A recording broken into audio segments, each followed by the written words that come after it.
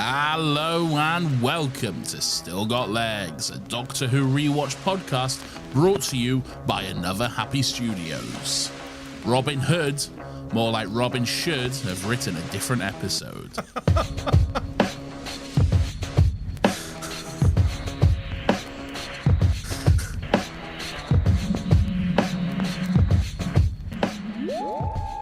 And yes, I'm aware Robin Hood didn't write the episode. Shut the fuck up. Hello, everyone. My name is Nathan.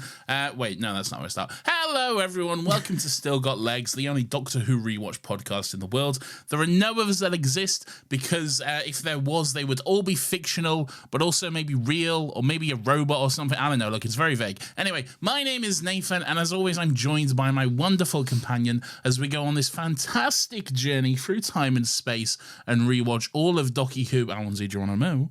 Hello, Lawrence. Hello, Nathan Bauer. How are you today? Good Whoa, what's with the docs immediately up top? All right. Sorry, I had to do it to him. I had to flex my power. I know your surname. All right, Lawrence Thomas Heisey. No, that's three names. Yes. You're meeting me on a ground I can't meet you at. You don't even have three names. You have a fake name. You've got an alias. True. I do have an alias, yes. This is my long con. This has been all been leading to this.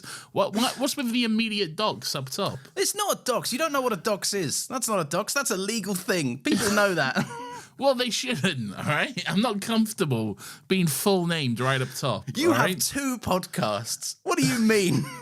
Yes, but I don't start both podcasts. I mean, here is my full legal name. Here's my address. Here's my national insurance number, you know? What about your NHS number? Throw that in for good measure. I'm not throwing that in there. That's my private information. Tell them your phone number, Nathan.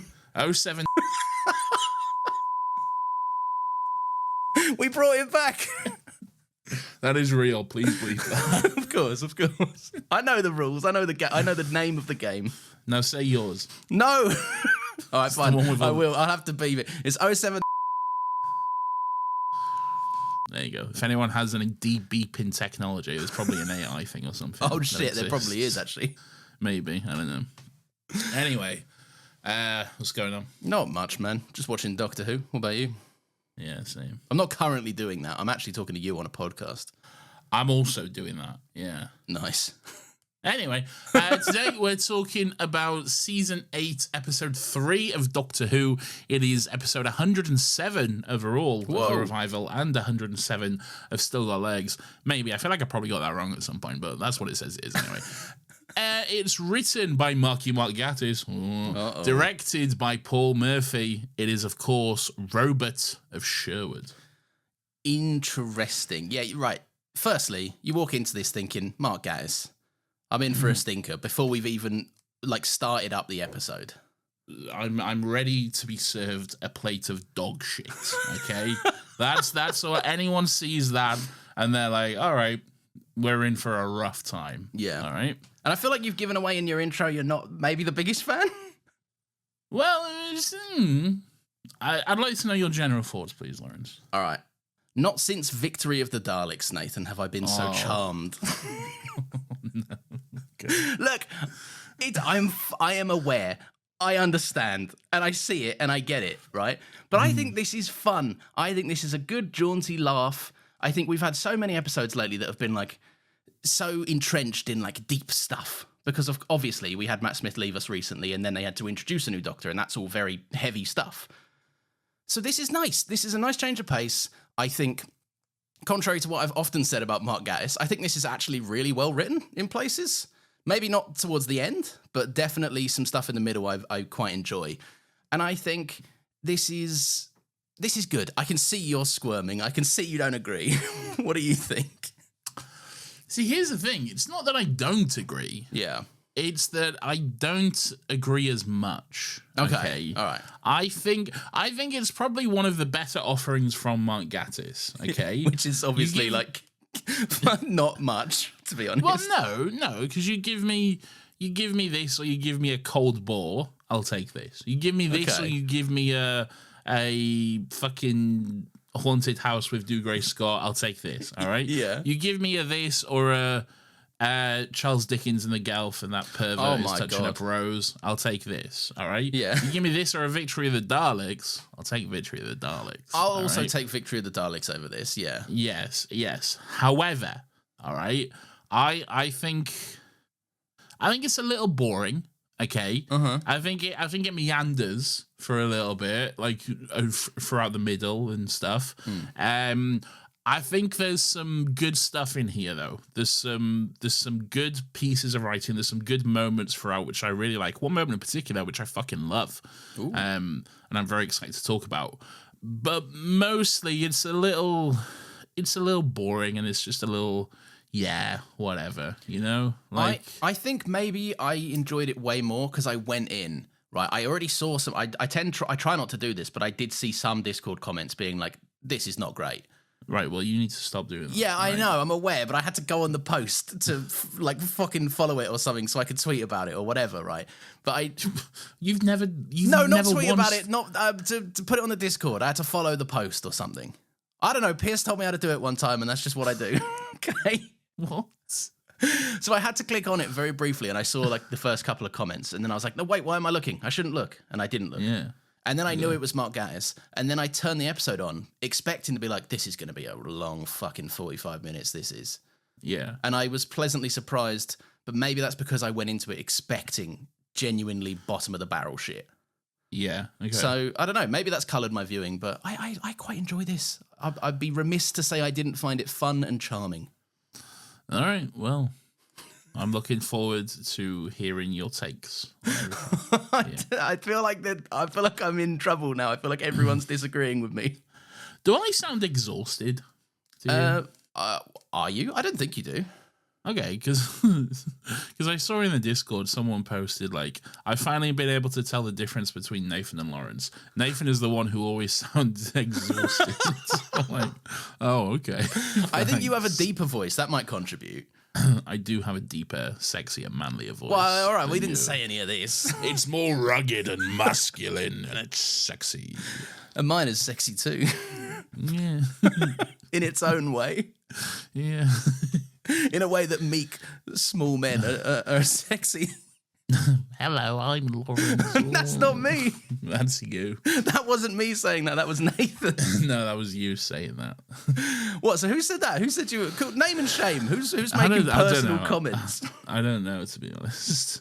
That's outrageous.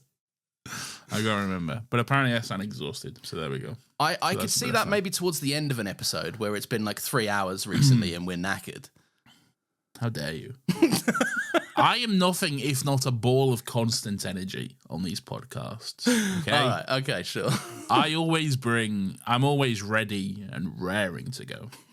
You know? You said, no one else saw this. That was with the most monotone expression I've ever seen. And I don't think an expression can be monotone. No, but I feel like you're conserving your energy in different aspects. So you're just holding out any facial energy to transfer it to your voice later on. That's how energy works. Don't look it up. I don't know what the fuck you're on about. But, all right. I know what I'm on about, Nathan. The Doctor is scribbling away on his blackboard. A chalkboard, actually. Well, no, it's a blackboard, isn't it? It's a chalkboard. We don't use that term anymore, you racist. Do we know? Wait, hang on. No, why don't we? But it's just a colour. Oh, no. We're singing Baba Black Sheep. No, it's Rainbow Sheep. I know it's Rainbow Sheep. I hadn't heard. Is that actually a thing? I don't know. I just thought that'd be funny to cancel you for a moment. It might be. Who knows? Well, I call it a chalkboard. Okay, well, that's because you're a progressive, forward-thinking man of the future. Yeah. He's got a chalkboard. You always called Matt Smith the Doctor who's got the vibe of a mad professor. And Yes. I always went, shut up, you're a fucking idiot and you're wrong, okay? And I never liked that, okay? Okay. And the reason because I always see 12 as more of the mad professor because he actually does more professor stuff, case in point, like scribbling equations and shit on a chalkboard, you know? Yeah, but he hasn't quite got that nutty vibe just yet, or from what I've seen of him. We're only 3 episodes in. All right, but I think you're coming at the Mad Professor from solely the Mad vibe, and I'm coming at it from solely the Professor vibe. Okay, We have to find a middle ground, and that's where our vibes are incompatible. Okay, if only we could have the madness of 11 and the professorness of 12. Yeah. Is that there should be a Doctor incarnation somewhere in between them that blends the two? It's just Einstein or something. We're not going to talk about any more in between incarnations. All right, it's already opened up a fucking enough box of worms as it is. All right, fucking hell. And trust me, it's going to open more down the line as well. Oh my god, yeah, I do know about this. Yeah, I know you have. You've seen it, you cunt. And fucking, what was I going to say? I can't remember. I don't know. Sound like you need some more energy. I'm getting a dirty look. I'm not going to say it, but everyone knows what I'm thinking right now. All right? You can't say it. They will cancel I'm not going to say it, but everyone knows what I'm thinking. A certain quote from an episode of Doctor Who, and on that I'll say no more. All right? All right, so Clara wants to go somewhere, right? It's her turn to choose, and she's nervous to tell the Doctor where she wants to go, or specifically who she wants to see. Well, she wants to go somewhere. She does. Yeah. She certainly does. Yes. And where does she want to go? She wants. Well, she's a little bit apprehensive. She's like, you'll just say I'm silly. You'll say I'm being silly. You'll say there's no point. He's made up. There's no such thing. And the Doctor's like, come on, it'll be fine. I'll say it. Yeah. And then she says, well, I want to go see Robin Hood. And then he's like, he's made up. There's no such thing. Yeah, I like that. He leads you down a path for a second. He's like, Robin Hood. Yeah, no, not real, mate. Sorry. Yeah. And he's not. No, he's not, apparently. We hear this. What do you mean, apparently? Well, the people have debated whether there was any kind of actual figure that was Robin Hood-esque. Not Robin Hood, but like... He's not real. I mean, that's definitive, isn't it? No, I know Robin Hood is definitively not real, but they do think Robin Hood might have been based on some like figure that was prevalent in that time for like giving back to the poor and stuff. Look, as far as I'm aware, Robin Hood is that little fox from that Disney movie. All right? Yeah. Which is the superior version of the story. There's been no better one told since then. Is that chicken? You know that chicken? He's like, do do do do do do. What's happening? I don't know this chicken. You don't know this chicken? What's He's the singing chicken? a song. Have you not seen Disney's? Oh, you've got that weird childhood thing, so you probably haven't. Look, I hate to play into this hand, but no, I haven't seen the Robin Hood thing.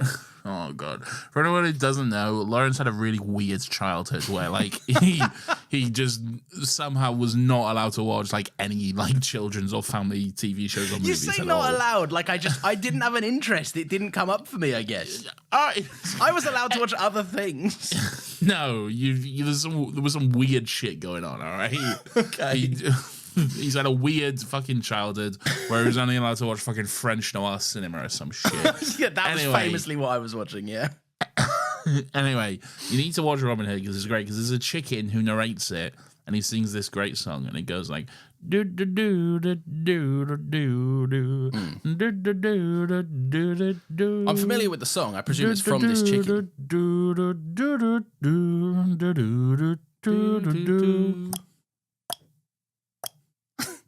Don't do another verse. It's great. It's good. It's a good movie. I'll have to check it out and get back to you. We'll do it on AHP or something. You should do it on AHP. Should we do the Lawrence's Miss Childhood classics? Oh, that could be good. Well, sure. So there'll be Robin Hood. Yeah. I don't think you've seen the original Lion King. No, I haven't seen the original Lion King. Oh, insane, man. You seen Hercules? Disney's Hercules? I have seen Hercules, yeah, a couple of years ago. More like Huncules. Bless my soul. Herc was on a roll. I've seen The Princess and the Frog. Is that something? Well, I'm not asking for what you have seen, you dickhead. All right, what haven't you seen? The other one. What's the other one about the Greek gods? Is there another one? Greek gods. Tarzan. He's not Greek god, but Tarzan. Not Greek god at all. That's just a dude in a jungle. I was thinking of hunky shirtless men. Okay. You can see where I got that from. I'm pretty sure Hercules is the only one about Greek gods, but all right. Oh, maybe. Yeah. I haven't seen Tarzan. Do people care about that? Yeah, Tarzan's good. Okay. Yeah. It's got that great soundtrack by Phil Collins. All right, so you haven't seen Tarzan. Have you seen Mulan? No, I don't think so. Okay, we need to add Mulan to the list. Have you seen... I know that song from Mulan. I'll make a man. It's a banger, to be fair. Go on, see it. Out of you. Not just don't stop at that. I'll make a man. I'm gonna make a man. 5 minutes later, I did it. I made a man, everyone. What do you think? Here he is. Look at him. He looks fucking weird. I couldn't remember what they look like. What else? What was I thinking of then? I'll tell you what, I'm thinking we're 18 minutes in. No, but that's fine. We're usually like a lot further than this. What were they? The OG Disney ones? Yeah, that's right. Well, not necessarily just Disney, but like, you know, like family movies and shit. The Jungle Book. Have you seen The Jungle? Oh, I don't really like The Jungle Book, to be honest. I think you can miss The Jungle Book. Fair enough. Lady and the Tramp, I haven't seen. Yeah, you can miss that with shit. Oh, really? Yeah, everyone bangs on about Lady and the Tramp. Nah, it's about dogs kissing or whatever. It's not that great. Miss me with that shit. Miss me with that shit. Peter Pan. You seen Peter Pan? No, I haven't seen Peter. Oh, no, brother. wait. I've seen Peter Pan, have zero recollection of it because I saw it once when I was really young. Because I remember Wendy and I was like, he just takes that girl. He's right, but he's a little boy though. Right? It's not like he's a weird man coming in the middle of the night. Right? I remember from Peter Pan, he takes that girl. Tinkerbell is like the most jealous person alive, and she fucking hates Wendy. And then there's that guy who it's an alligator who eats a clock, and there's a guy called Shmee with a sick hat. All right, he's called Smee, first of all, not Shmee. I thought it was Shmee. No, it's Smee. Smee. Okay. And fun fact, in Skeleton Crew, recently Star Wars Skeleton Crew, there was a droid, because it's all about pirates and shit, there was a droid who was called SM33. That's fun. That's very fun. Yeah. That was good stuff. That's good. Does he ever tick at one point or whatever? Oh, no, that's the alligator that ticks. Smee has nothing to do with the clock, all right? But Captain Hook has a vendetta with this fucking alligator, right? Because it ate his hand. It ate his hand, yeah. We should do Peter Pan followed by Hook. Have you seen Hook? The Hugh Jackman movie? No. Robin Williams. Oh, which one's the Hugh Jackman movie? Pan. He's in a movie called Pan. Oh, that's fucking dire. Oh, not watching that. That's fucking horrendous. Why doesn't Captain Hook just shoot the fucking alligator? Like, he realizes he's got cannons. Just wait for it to... It's got to go up at some point and just fucking bombard it. Do you know how accurate a fucking cannon is? And do you know how, like... Have you seen an alligator? Yeah, they're big old boys. Not that big compared to, like, a fucking... Like, if you're trying to line up a shot on a fucking alligator... All right, but then, like, use your actual gun. It's not going to withstand a shitload of bullets from your actual gun, is it? Shut up, you dickhead. He should have done it. He should have. He shouldn't. All right. Well, he's that fucking fuming about everything else. He's trying to kill a little boy for no reason. Yeah, he can't kill a little boy, so he's not exactly the most competent of pirates, is he? He should shoot Peter Pan out of the sky with his gun. He tries many times. There's scenes with that happening, all right? You know Peter Pan can fly. Right? Oh, yeah, to be fair, he'll probably loop the cunt, wouldn't he? Yeah. See ya. Anyway, so we're just planning for another happy pod. So we should do Peter Pan. We should also do Hook as well. Okay. Steven Spielberg directed Hook. Ooh. Exactly. That's why you like it, you fucking cunt. Milan, A Bug's Life. I don't care about A Bug's Life. I thought people like A Bug's Life, no? Yeah. And I'll tell you what, people send in your suggestions for this thing we're going to do. Yeah, for this thing that I may not have seen. Yeah, on another podcast. Anyway, let's go back to this one. All right. So, yeah, Clara reckons the Doctor is a bit like Robin Hood. And she's like, a little hero that shows up out of nowhere, kind of helps everyone out. And the Doctor's like, nah, I've just been passing the time. Don't know what you're talking about. I'm not a good bloke. I'm turning red. Stop. Is this where she's like, is this where he says, like, where did you... There's that moment. Well, I'll be honest, I don't have my notes. All right, but okay, I've had a very insane and very busy weekend. Okay? Am I leading the charge today? No, I've got the script. All right, okay, but it is a shooting script, so it might be a little bit different. Okay. Anyway, is this where like the Doctor says something like? When did you get so obsessed with like heroes or something like, or like fantasy heroes? And no, Clara that's says, a bit later. Don't you know? That's a bit later. Okay, yeah. All right. Fucking hell, you ain't got your notes. Spoiling it. I had a very busy weekend. What you get up to? Much? I'm not talking about it here. Okay. All right, yeah. So Clara does reckon he's a bit like Robin Hood, but the Doctor is like, he doesn't even refute it necessarily. He's just kind of a bit like, nah, I'm just passing the time. Wrong. Yeah, which is quite cute. I like them. It's the start of this theme. This episode does do quite nicely at exploring the theme of like the Doctor facing classic heroism and being like, where do I fit into all this? And it's interesting. What is that face you're pulling? What do you mean? You were pulling a very quizzical look. I'm just looking at something. Don't worry about it. Oh, we can't do all our admin here, Nathan. We're doing a show. I'm doing something for this. I'm getting a more accurate version up. All right. Of the script. Yes. All right. Well, while you do that, I'll say that the Doctor does reluctantly head off to 1190 AD ish. He specifies. Yes. There's a nice kind of a little thing where he's like, "All right," clicks the button, but you're gonna be disappointed. Clicks the button. It's lovely. It's very satisfying. It is. Yes. I'll quickly say that this TARDIS looks fucking lovely. If I do say so goated, myself, isn't it? It is Isn't nice. it goated with the sauce? It is goated. We're too old to say these things. No, I think I'm perfectly fine. But it is much better than... It's better than Matt Smith's TARDIS, is what I'll say. Yes. Yeah. Yes. You got to give me some time. Maybe I'll lead up to it. You might get me. You might not. And it's better than David Tennant's. No, you might get me. You might not. TARDIS, okay?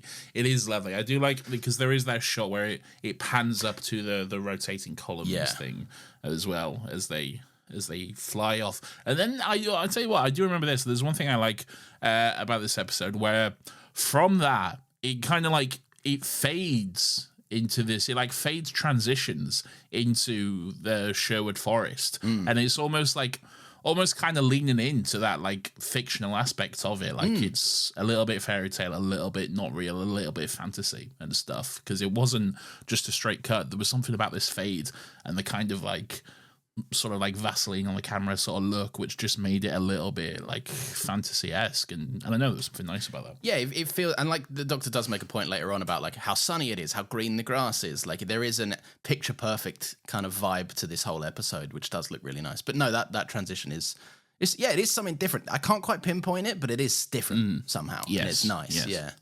So the Doctor steps out of the TARDIS and he's like, look, no Robin Hood.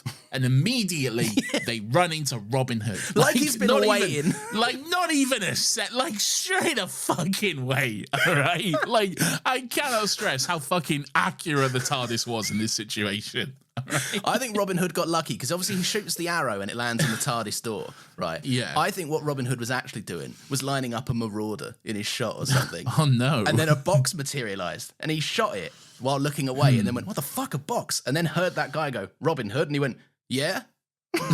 What's up? Yeah, sure. Yes, but an arrow does shoot into the TARDIS, and then we get the credits. We do. I I will say that writing credit from Mark Gatiss popping up, it never gets easier to see, does it? It doesn't. I hate to see it coming every time. It's not good. Speaking of, just before we move on from that last little scene, Murray Gold's jaunty little music button is back. He's pressed the jaunty button again. Oh, what's the jaunty music? I can't remember exactly what it is, but it's very playful and cheeky. It's very fun. Okay. It's it should just be the Partners in Crime one again. Doing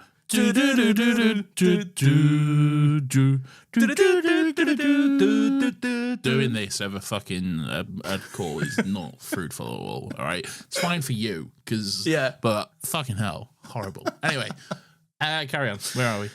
So Robin Hood thinks the TARDIS was a trick of light. This is one of my favourite things when people do this. I love it when a fantasy person is like, it's a trick of the light. A trick, a good jest. Yeah. I saw a Turk do it with mirrors, is it not? It's always that. It's either a trick of the light or a trick with mirrors somehow. Yeah. But I do like how instantly the Doctor is kind of thrown by this whimsical man. Like, he's like, I'm going to have to apprehend that TARDIS from you. And the Doctor's like, you fucking well not. I'll tell you something, mate. Yes. I think at one point he says like, "Are you serious?" And then Robin Hood goes like, "I am many things, sir, but I am never that." And then the Doctor says something like, "Do people ever just punch you in the face?" Yes. The Doctor is just immediately so fucking done with Robin Hood. Just immediately cannot stand him, and I love that. I'll be honest, most of what I love about this episode is the interplay between these two. I don't know who this actor is, but they're so fucking funny together. I don't know either, but yeah, it's a good back and forth between them. They do a good job. I would love to have just seen it. Imagine if the rest of Series 8, somehow Robin Hood came along. I don't think that would be good. I want them to do that at one point. The Doctor goes, I guess I'm stuck with Robin Hood for a little while. Or just stuck with this like figure from like history or fiction or something. I think that'd be amazing. Like, imagine the Doctor having a time travel with Henry VIII or something. Why? I was thinking of Henry VIII as well. I don't know. Because he's the only one we know confidently. I know more than Henry VIII. Name one not from Assassin's Creed.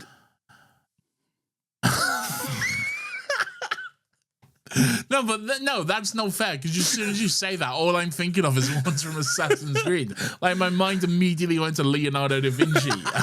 That's not fair. Okay. One not from Assassin's Creed. Okay. Elizabeth I. All right, there you go. You did it. Yeah, she's already been a Doctor and kind of was on an adventure, you know. Very recently too. Shut up, all right? Yeah, no, I love that. I love Robin Hood saying like, yeah, I'm many things, but I'm never serious. Then he just kind of and the first of many in this episode just goes, ha, ha, ha. Ha, ha, ha. Yes, which I do enjoy. It's such good fun. I love it. Yes. Anyway, Clara comes. Oh. Right. Bro, back off. All right. Let's just take a minute, shall we? I'm not having you get a little bit. I'm not having you getting seedy over here. All right.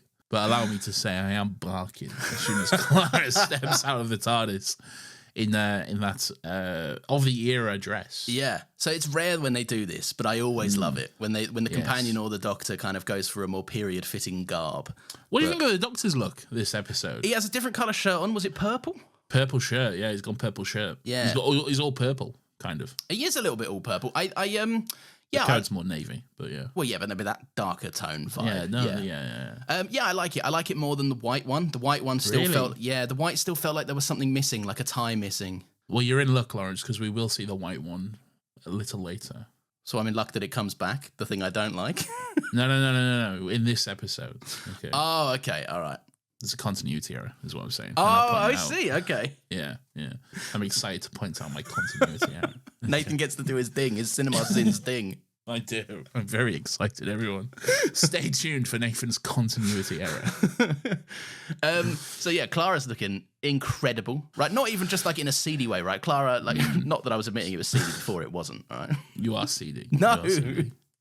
But no, she just also like it's just a lovely dress. She genuinely looks lovely. Like it is a lovely dress. She's also like done her hair as well. Like she did her hair very quickly. I don't know what's going on. Well, again, time moves differently inside and outside the TARDIS. So did you notice the TARDIS door was slightly ajar? I think it was both not ajar and then was ajar. Okay. I think. I think at one point the Doctor stepped out of it and it was fully closed, and then it like cuts to a wide shot and it is slightly open. So I just like to imagine the visual effects supervisor seeing that and being like, "Can I just shut that one more inch? No, cheers. All right, I guess I'm here for the next 2 days." Yeah, that's fine. They figure it out. They put a little picture there. They do. Yeah, they probably just hung a sheet, didn't they? That's what they do. They have a little sheet hanging it up. Yeah. So Robin Hood draws his sword, Nathan. He's like, I'm having this fucking thing because property is theft. Oh, based woke king. I'll be honest, I wrote down like, where's the lie, to be fair, from Robin Hood. Where is the lie? Yeah. Unless it's my property. Nah, that's what I was just about to say. When you finalise your mortgage, I'll just turn up with a sword and be like, actually, this is theft, I'll have you know. No, I bought it. No, we need to redistribute this to the people. Okay? Please, it was expensive. No, I live here now. I was previously the people mere moments ago. No, you're no longer the people. You're an enemy of the state. No. Oh, wait, am I an enemy of the state? I don't know how that all works. Well, do you own a house? Or do you own property? Never will. Not unless somehow Mr. Beast gives me one. All right. Will I own a house? Right? Yeah, then you got, is it worth the house to go on a video and be like, thanks, Mr. Beast. Thank you so much. You're a good bloke. Thanks, Mr. Beast. I enjoyed, I don't know, living for 100 days on this desert island or whatever. While the house figure, the sum that you make from this video, which exploited me, will be infinitely way more than this house. Thanks, Mr. Beast. Thanks for making 500 million off this video. Thank you, Mr. He's like, Beast. I'm giving away what to me is essentially pennies. Yeah. Great. Good stuff. Good on you, Mr. Beast. He's trying to save TikTok. Well, apparently it's already saved. You seen this? Yeah, it was banned for like 8 hours. Yeah. And then Trump was like, I know I hate TikTok, but now I'm saving it. Brother, you started the ban. You caused this shit, mate. Yeah, but it's the age-old thing, isn't it? Like, it's the you start a fire, then you put out the fire, and then everyone goes, thanks for putting out the fire. Like, like the fire chief who's grown disillusioned, and he's like, I need to start these fires to help my crew. yeah. Or whatever. I'm not hitting my fires put out quota. I don't think that's the reason, but yeah. No, my brother's a firefighter. I'm fairly certain that's how it goes. Okay. So yeah, Robin Hood draws his sword. Does the Doctor flip him off? Look, the Doctor like takes a moment to put on his glove, and he just very clearly like gives him the finger. Yeah, as he does that. It's just subtle enough that it won't flag up for pre-9 p.m. business, right? But but it's there, isn't it? He very clearly just gives him the middle finger. He pulls out his spoon. Apparently, the Doctor he was licking a spoon earlier, by the way, in the TARDIS. He had a spoon earlier. Yeah. Yeah. Apparently, the Doctor and a spoon is a thing. Apparently, he's fought people with a spoon before or whatever. Maybe really? Yeah, sure. Well, we both know, and that's what's important. Yeah. Look, I don't know anything about that, but I know this spoon here. He pulls out a spoon, ready to have a sword fight with a spoon. All right. Mm. It is. I will say it is like a salad spoon, though. It is a big spoon, yeah. Yeah, so it's not just your average like fucking. What we. Good job. What sort of spoon you rocking these days? What do you mean? What spoon? What for? What? What's my? For if you're going for a yogurt or like a bowl of cereal, what's your spoon situation? Yogurt, right? Little spoon. Mm-hmm. Bowl of cereal, big spoon. All right. I don't have soup spoons. I think they're a waste of time. What do you need extra spoons for? I also don't have soup spoons. I got wooden spoons for stirring sauces and such. All right. I don't use serving spoons. I just tip pans and stuff. I also don't use serving spoons. Yeah, I did tip a pan. That's me. I am teaspoon exclusive. Wow, yeah. You've made that choice. Yeah, teaspoon exclusive. I don't like big spoon. I am anti big spoon. All right. Okay, nice. It's too big. I like teaspoon. Right? Do you know when Gavin and Stacey wrote a conversation about oven gloves, and then they did a documentary about how it was deliberately supposed to be mundane and uninteresting? Yeah. I'll just leave that there for us. I think. All right, moving on then. I guess. No, the worst thing is that was riveting. I haven't had that debate ever in my life, and I had fun. Well, there we go. That's what you get on Still Got Legs. Stay tuned after the break when maybe there'll be more riveting conversations. Ooh. We're back from the break, everyone. We are back. It's true. And so's Errol Flynn, the Nazi, Nathan. Wait, what? Was Errol Flynn a Nazi? Errol Flynn was a Nazi spy. I thought Errol Flynn, wasn't he an actor? Yeah, he was the Robin Hood from the 1938 hit classic, The Adventures of Robin Hood. Yeah, that's why I thought they mentioned him as a little thing. Yeah, but he was a Nazi. Oh. He was actually like a big Nazi spy, yeah. I don't know too much about the history of it, but he was a Nazi. And like, it's been proven beyond a shadow of a doubt that this man was like selling secrets to Nazis. Your family were Nazis as well. That's not true. It's not even close to true. That's not based in anything. Could be. Why? Why could it have been? I don't know. It could be. You never know. Well, in that case, so are yours then. No, mine were heroes. Anyway, yeah, but heroes to who, Nathan? That's the question. To the Allied forces, Lawrence. Okay, if you say so. But apparently, yeah. So the Doctor was trained by some other people. Have you got them down? I have some experience. Richard the Lionheart,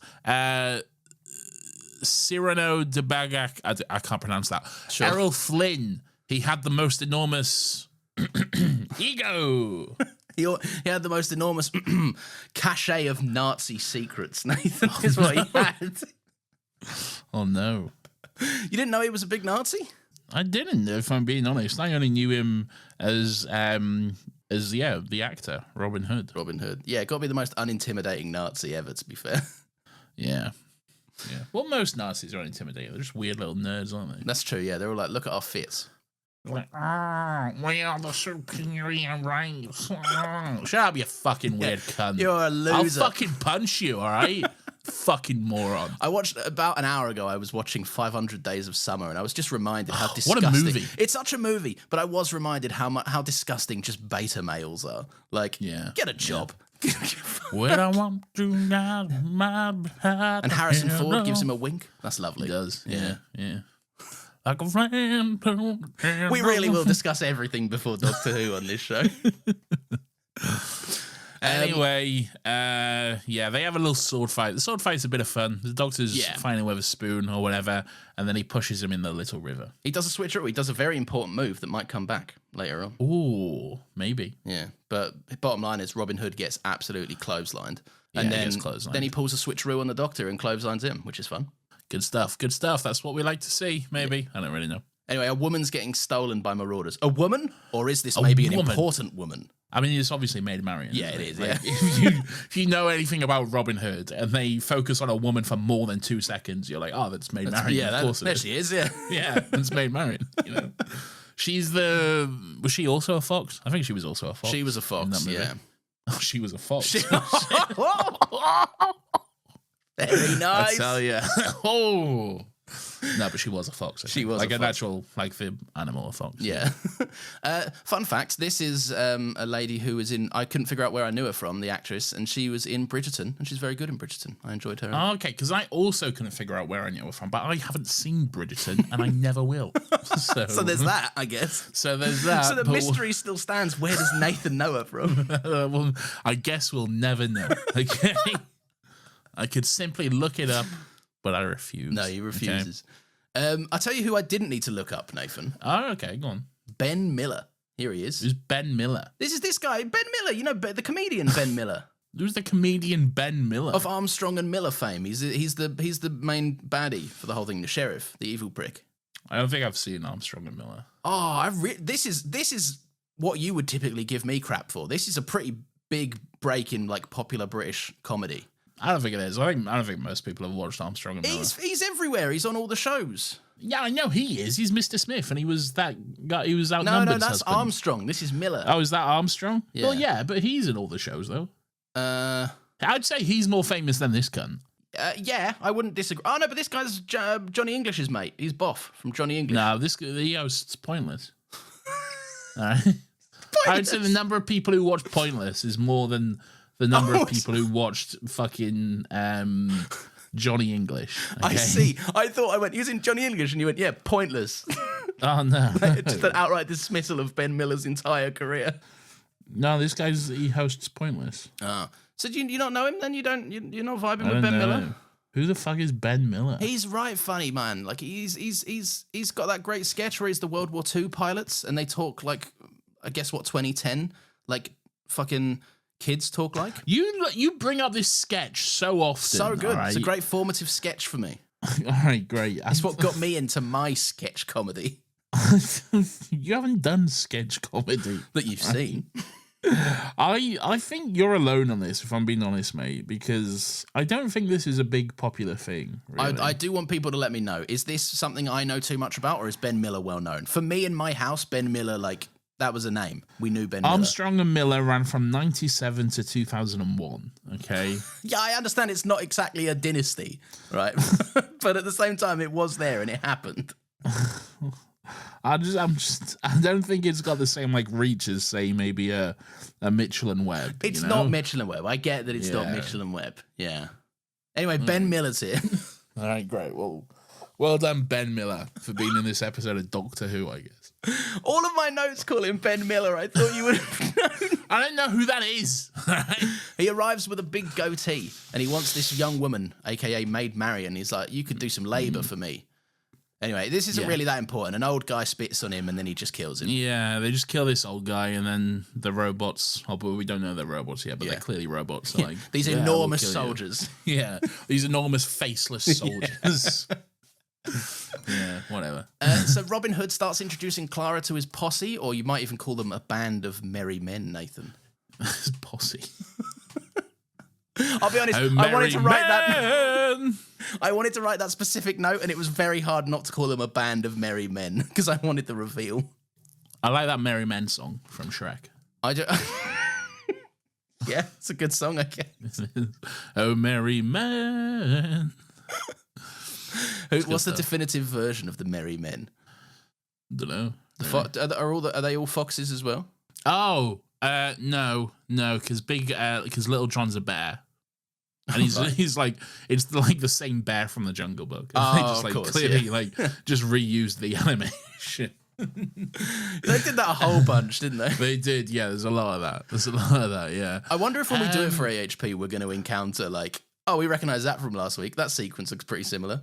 Yeah, maybe, yeah. What else was there?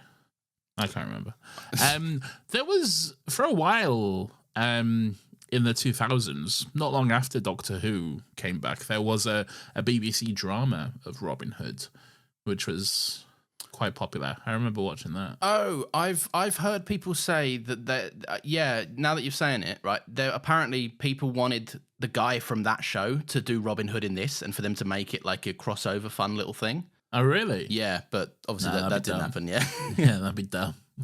They should do it with that Merlin as well. Is Merlin BBC? Merlin's BBC. Yeah, it was the same sort of thing. It was that era where the BBC was doing a lot of these dramas. Oh, he was Jethro, though, isn't he? He can't be Merlin. Yeah, Jethro was Merlin or Arthur. Yeah. Or something. No, Jethro was Merlin, I think. Jethro was Merlin, so they can't have him back as Merlin. Yeah. They should do Raven. Was Raven BBC? Raven was CBBC. Okay. Yeah. And his nemesis Navar, which is Raven backwards. Raven was a game show, though. Raven was that weird mix between game show and fictional drama, you know? It was really odd, wasn't it? Like, it had a storyline, yeah. It's like the Traitors. I don't understand what the Traitors is. Everyone goes on about the Traitors, and I'm like, is it a TV show or a reality show? Yeah. Or like a game show? I don't understand what it is. Maybe I should watch it, but I never will. Yeah, it's just I'm doing this every day, innit? Like, I'm not... All I see is Claudia Winkleman and a big fringe. And like, I love Claudia Winkleman, right? She's doing great stuff, but like, she's wearing this hood and it's all dramatic, and I'm like, what is this show? Yeah. What is happening? I could find out if I watched an episode, but I won't. Right. I don't even know. Is it like a romance thing? Like, is it like a coupling up situation? No, you've watched too much Love Island. I have, right? but that's all I know reality shows to be. They're not getting down in Casa Amor or whatever that is. All right. Castle Amor. Castle Amor. Anyway, welcome back to another episode of Lawrence and Nathan Don't Understand TV. I want to see Navar in this, man. Not Navar, Raven. Navar's his nemesis. All right. McLaughlin, you have 3 gold rings and 4 You've black got a feathers. golden feather, doctor. Anyway, so that guy's dead. Clara's getting introduced to the band of merry men. The doctor is merry men. Stop that.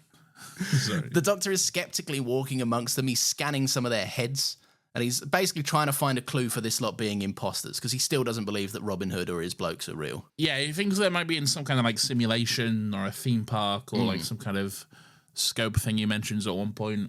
And then he's like trying to ascertain what is going on. So he's like taking some of their hair, he's doing DNA samples. At one point he just like shoves a fucking, like he fucking injects some kind and takes a blood sample. And then it's like, Jesus Christ, if you had this many diseases, you'd be dead in 6 months or whatever. And then he's like, I am real. I'm saying, all right, see you later then, mate. It doesn't even give him medicine from the future later on, by the way. It just, I guess he's dead in 6 months, that guy.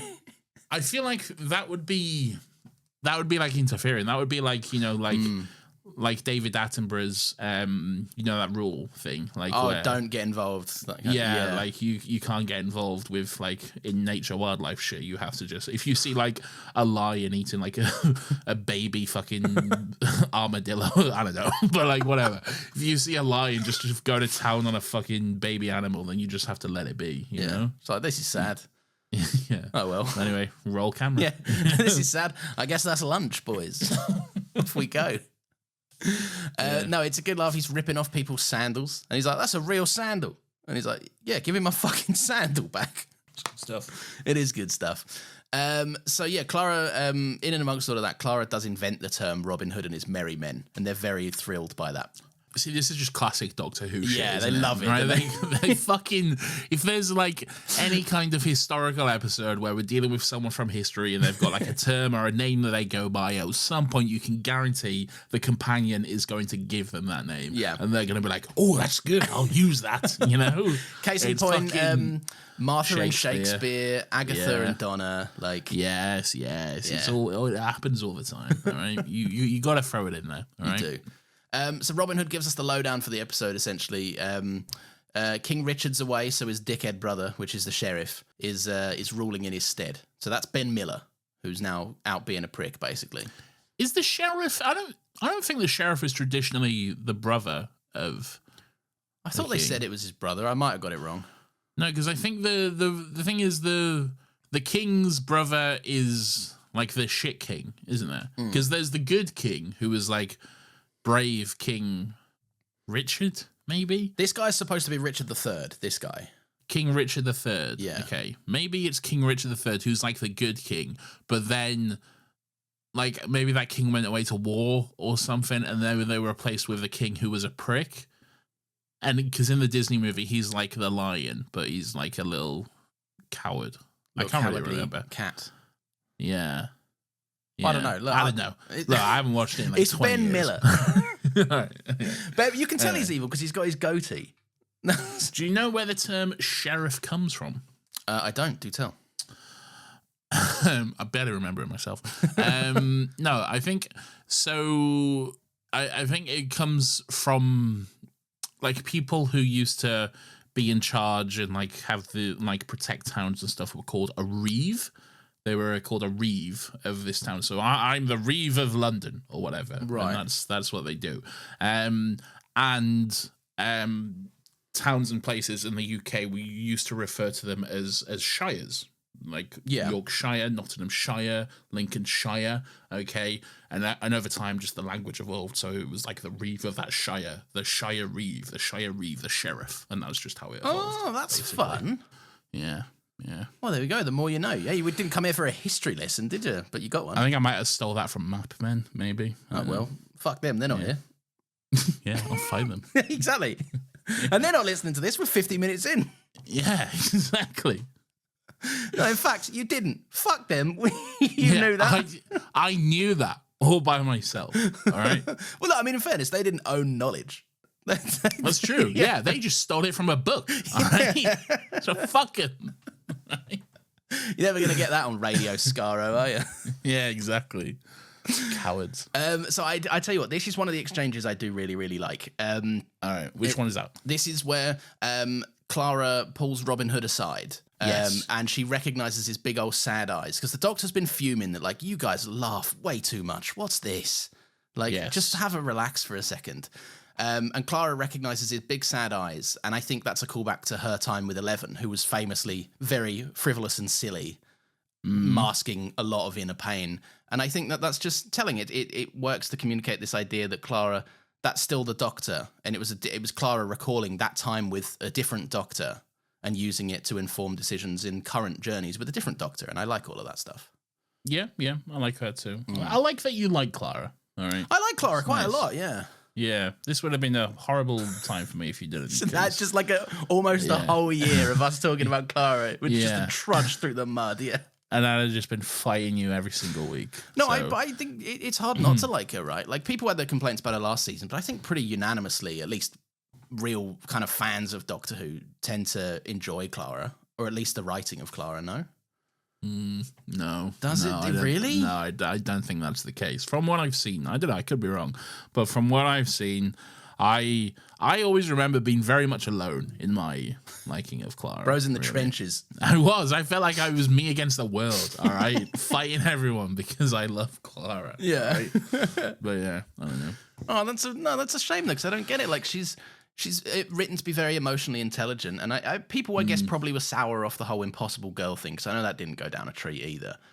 But at the same time, like, come on, man, it's there. Like, she's a very interesting character that has wants, desires, needs, and, like, is switched on. She's not just walking around being like, oh, doctor, what's this? What does this do? What does that mean? She knows what she's doing. Yeah. She knows that Robin Hood is a fictional person. Yeah. And yet here she is, like, hey, let's go see this fictional person. Yeah, let's go see him, please. Yeah. I mean, she's right, so... We'll get to it. We will get to it. There's a quick little point here worth mentioning that in and amongst all this, there is the story of Robin Hood being like, I don't know where Marion is. I lost all my titles and Marion's dumped me or whatever. I was Earl of Locksley or something. Oh, it's all the Robin Hood shit. Yeah. It's all the law and everything. They're like, this is the story of Robin Hood, but not really. Yeah. So here's just all the shit you know. Yeah, all right. exactly. Here's just all that shit, and then let's get to our weird fucking We're a sci-fi Doctor Who version of it. podcast. Yeah, you want to fucking go listen to a Robin Hood podcast, you nerds, if you want to. They don't exist, all right? Getting hooded with Robin doesn't exist. Maybe I'll start getting hooded with Robin. Still got hood. Still got hood. I don't like that. I don't know why, but I don't like that. No, it sounds almost penile, doesn't it? Yeah, it does. There's something about it which I don't like. This, when the Doctor points out, it's too green and sunny here. What's going on? This is Nottingham. This shouldn't be green and sunny. What's happening? Hold on, I'm just looking up Robin Hood on Apple Podcasts. Turns out there's a lot of Robin Hood podcasts. What actually. can you say? Most of them just called Robin Hood, just straight up. Are you sure they're not audiobooks? No, they're shows. They're on podcasts. So Yeah, I think audio shows are like audiobooks are listed under podcasts, aren't they? Typically. no, I don't think so. Under the Hood Under the Hood. That sounds penile too. for you, maybe. Anyway, there we go. Good stuff. I guess it depends whether you're circumcised or not, how you take that. I Jesus suppose. Christ! All right, let's fucking move on, shall we? So there's an Archer competition, which they know is a trap. Clara's like, don't go to that. It's a trap from Robin Hood. Yeah, And they're I've like- seen Robin Hood, the Disney version with the fox. All right. And they're like, yeah, we know, but we want that gold, man. Yeah, We're going to give it to the poor or whatever when we melt it down because we can do that.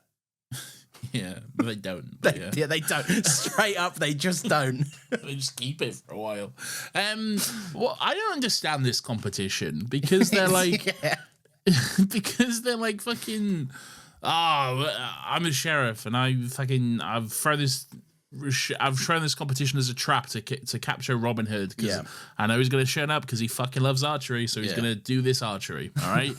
But, like, why is the sheriff even bothered? Like, surely in this version, where he's got a spaceship and robots, and, like, they're building fucking a ship of gold or whatever, surely he's got bigger things to worry about than fucking Robin Hood. I think his whole thing is that he wants the arrow, doesn't he? But he's got the arrow. The arrow is the prize. Oh, yeah, that's true. Yeah, he belongs to him, doesn't it? Yeah, That's the prize he's giving away. I guess Just so. don't give it away. Bro, you got yourself in this spot, man. You threw the competition, brother. You know? I do, yeah. That's very true. It's worth mentioning just before the competition starts. This is when you mentioned earlier that Clara goes, "When did you lose your belief in things?" And the Doctor asks, "When did you start believing in imaginary heroes?" Yes. This is that moment, and it's lovely that like Clara's stuff. response of "Don't you know?" is like, Yeah. "Yeah, it's Yeah. you fucking idiot!" Like, I mean, of course it is. Yeah. Yeah. I like it. you're an It's good alien stuff. who helps people. Like, I wonder where she thinks that this stuff might be possible. Anyway, so they're having a big competition. Yeah. And he's like, Robin Hood turns up in the worst disguise ever, which is literally just a hat. Okay. He just puts on a hat and he's like, haha. But I think that's part of it, though. It's like leaning into the silliness of it, really. Yeah, it's definitely part of it. But I do kind of like this idea that like Robin Hood's gone there and is like incognito. He's called himself Tom the Tinker, which is fun in itself, right?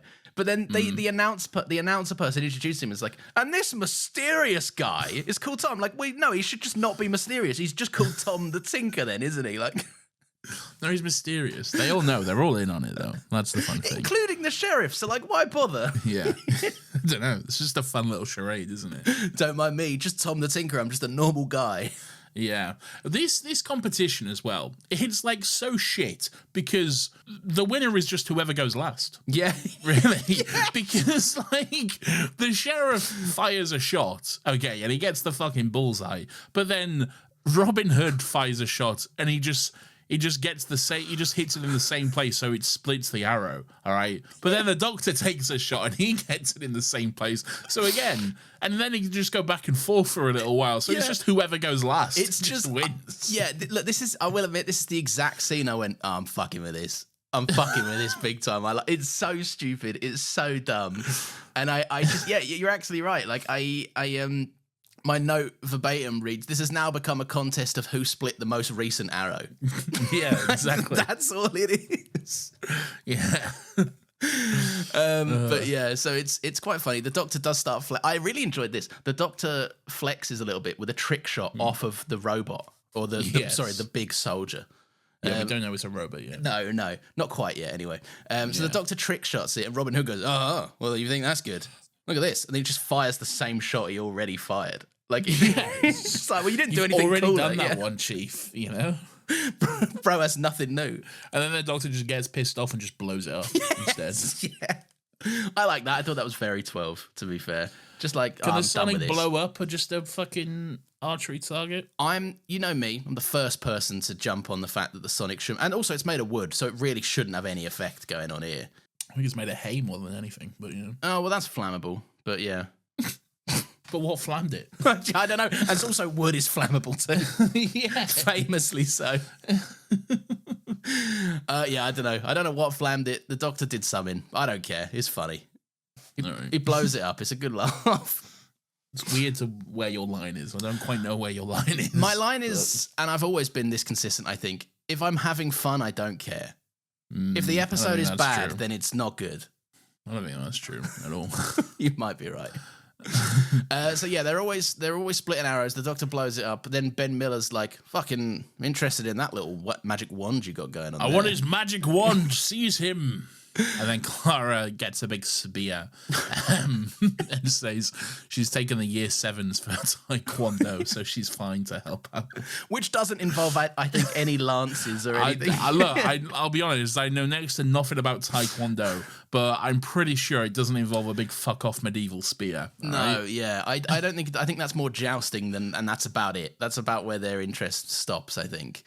Potentially. Yeah. Hardly Rose's bronze gymnastics medal, though, I will say. I'd say it's better than the medal. You reckon? But Rose stopped. Yeah. Rose finished the threat with her medal, whereas Clara just picks up a lance and then drops it. Still better. I think you have a bias. I think it might be showing. I think it's fine. Anyway, Robin Hood fights a robot, and then he cuts off his arm. Sorry, Robin Hood fights a robot, and then he cuts off his arm, and that's how we find out it's a robot. The Doctor goes, oh, robot! Yes. Robots! Robots! So that's all good. Ben Miller commands them all to be sent to the dungeon. And this, apparently, was the Doctor's plan. Because on his way, he's like, fastest way to find out what's going on is to get sent to the dungeon or whatever. Get yourself captured. He's kind of not wrong, though, you know? It's worked out very well for him in his most recent episode. No, not his most recent episode, the one before that. Deep Breath, he got himself captured, didn't he, on purpose? It wasn't necessarily on purpose. All right, but it happened, so I'm counting it. It did happen, yes, but they didn't necessarily intend to get captured. Oh, yeah, they just went there to have a little rendezvous, didn't they, in the restaurant? Yeah. They did try to leave the restaurant, and then everything happened. Yeah. All right, well, look, I'm wrong, and that's fine. I'm glad you can admit it. The Doctor, I like this. The Doctor's like, I surrender, and Robin Hood's like, what? And he karate chops his sword out of his hand. He gives it a hiya. That's a good bit of laugh. So there's lots of slave labour going on in the dungeons, Nathan. Yeah, the robots, they turned Maid Marian and everyone else into slaves or whatever. What are they doing? It's vague, who knows? They're just carrying like buckets and there's steam and everything, and they're like, oh, I'm tired. All right, cool. We find out later they're melting gold because the ship needs gold. And I've got a point about what percentage of gold is useful and what isn't. We'll get to this. All right. Sure. Because we're given statistics, we're given stats, and they really shouldn't have given us stats because it's a gaping hole. I don't remember any stats, so that'll be something fun to look forward to. Yeah, everyone, hold on to your chairs for that one. So yeah, the girl is there. Maid Marian's there. Maid Marian's there. Yeah, and she's asking the robot, and she's like, "You're a gargoyle, you evil fucking bastard," or whatever. And the robot uses its nose laser, which I enjoy. It's more a forehead laser. No, it comes out of his nose. You see his nose like light up. It's not his nose. It's above the nose. It's like it starts above the nose, yes, between the eyes, but it goes towards the forehead, sort of thing. I thought it went down. Did it not go down? No, I think it goes up. Still a stupid place for a laser, though. It's like a cross laser. Yeah. Why the cross imagery? I don't know, really. Why this sort of like Knights Templar sort of look to it, really? I don't really Considering know. They're not related to this time period at all, by the way. Oh, no, but they had to fit in, I guess. They kind of are. They kind of are, yeah. Oh, maybe that's why. I don't understand the look, really. They had a little scan and they went, fucking people are big into this Jesus fella. Let's make our lasers. This cross, yeah. So our lasers blend in. Sure, whatever. So I do like it. They scan the bloke and they're like, this guy's old and useless. laser him to death. Yeah. And so they do. All right. Good for him, I guess. Yeah. So the Doctor, Clara, and Robin Hood are all chained up across from a skeleton, who I thought might become relevant, but no, it's just a funny little joke. Set dressing. Really. Yeah, just exactly. a nice little set dressing. Yeah. This is a phenomenal scene, and this leads to some of the funniest stuff in the episode. This is a very good scene, yeah. The Doctor, Robin Hood, and Clara being chained up, and just the bickering back and forth between the Doctor and Robin Hood. Yeah. It's all quite good and quite funny. Really, I like it when the at one point they're saying like, "Oh, you'll die and I'll live you and I'll live the longest." Here. And then the Doctor's like, "Ha! Well, I think you'll find I've got a certain genetic advantage." Right. He's so petty about it as well, because Clara tells him to shut up and starts telling him off, right? And the Doctor goes, "All right, yeah, but it would be me though, wouldn't it?" to Clara. Yeah. Like if we're talking facts here. I fucking love the little bit where Robin Hood, like even just subtly just goes, "Ha ha." And the Doctor goes, "Oh, it's laughing time again, is it?" And Robin Hood goes, "I think I can feel another one coming on, actually." Ha ha ha. It's very good. The Doctor's like, "Right, execute me now." He doesn't want to be locked up here with him and stuff. It's very fun. It's really good. It's a really funny scene. Peter Capaldi specifically, obviously, is like, it's really funny. Yeah. Like, just as this, like, obviously he comes across well and dramatic, and we spoke about the power of his eyebrows and all of that stuff. But this is the first time I think we've seen him say some funny off the cuff lines, but this is the first time he's really got to flex some comedic chops, and he's really good. Yeah. Clara basically just yells at them at one point. It's like, "Right, well, what is your plan to get out of here?" And then Robin Hood like can't quite think of one. And the Doctor's like, "Ha ha ha, well, now who's the best one?" And then Clara just hits him with a, "Can you explain your plan without using the word Sonic or screwdriver?" And then he's obviously caught off guard by that, because it did involve the sonic screwdriver. And then Clara goes, "Which I'll remind you was taken, by the way, by Ben Miller or whatever." Yes, whoever Ben Miller is. He's that guy. Clara knows who Ben Miller is. She's seen Armstrong and Miller. No, I don't think she has. Right. Clara's whole thing was like, you're a bunch of idiots, right? And then it turns out the guard was there. There was some speculation as to whether a guard was even there, because they kept screaming guard and no one fucking not responded. Yeah. But the guard was there, and he was commanded to listen in to assess who the pack leader is.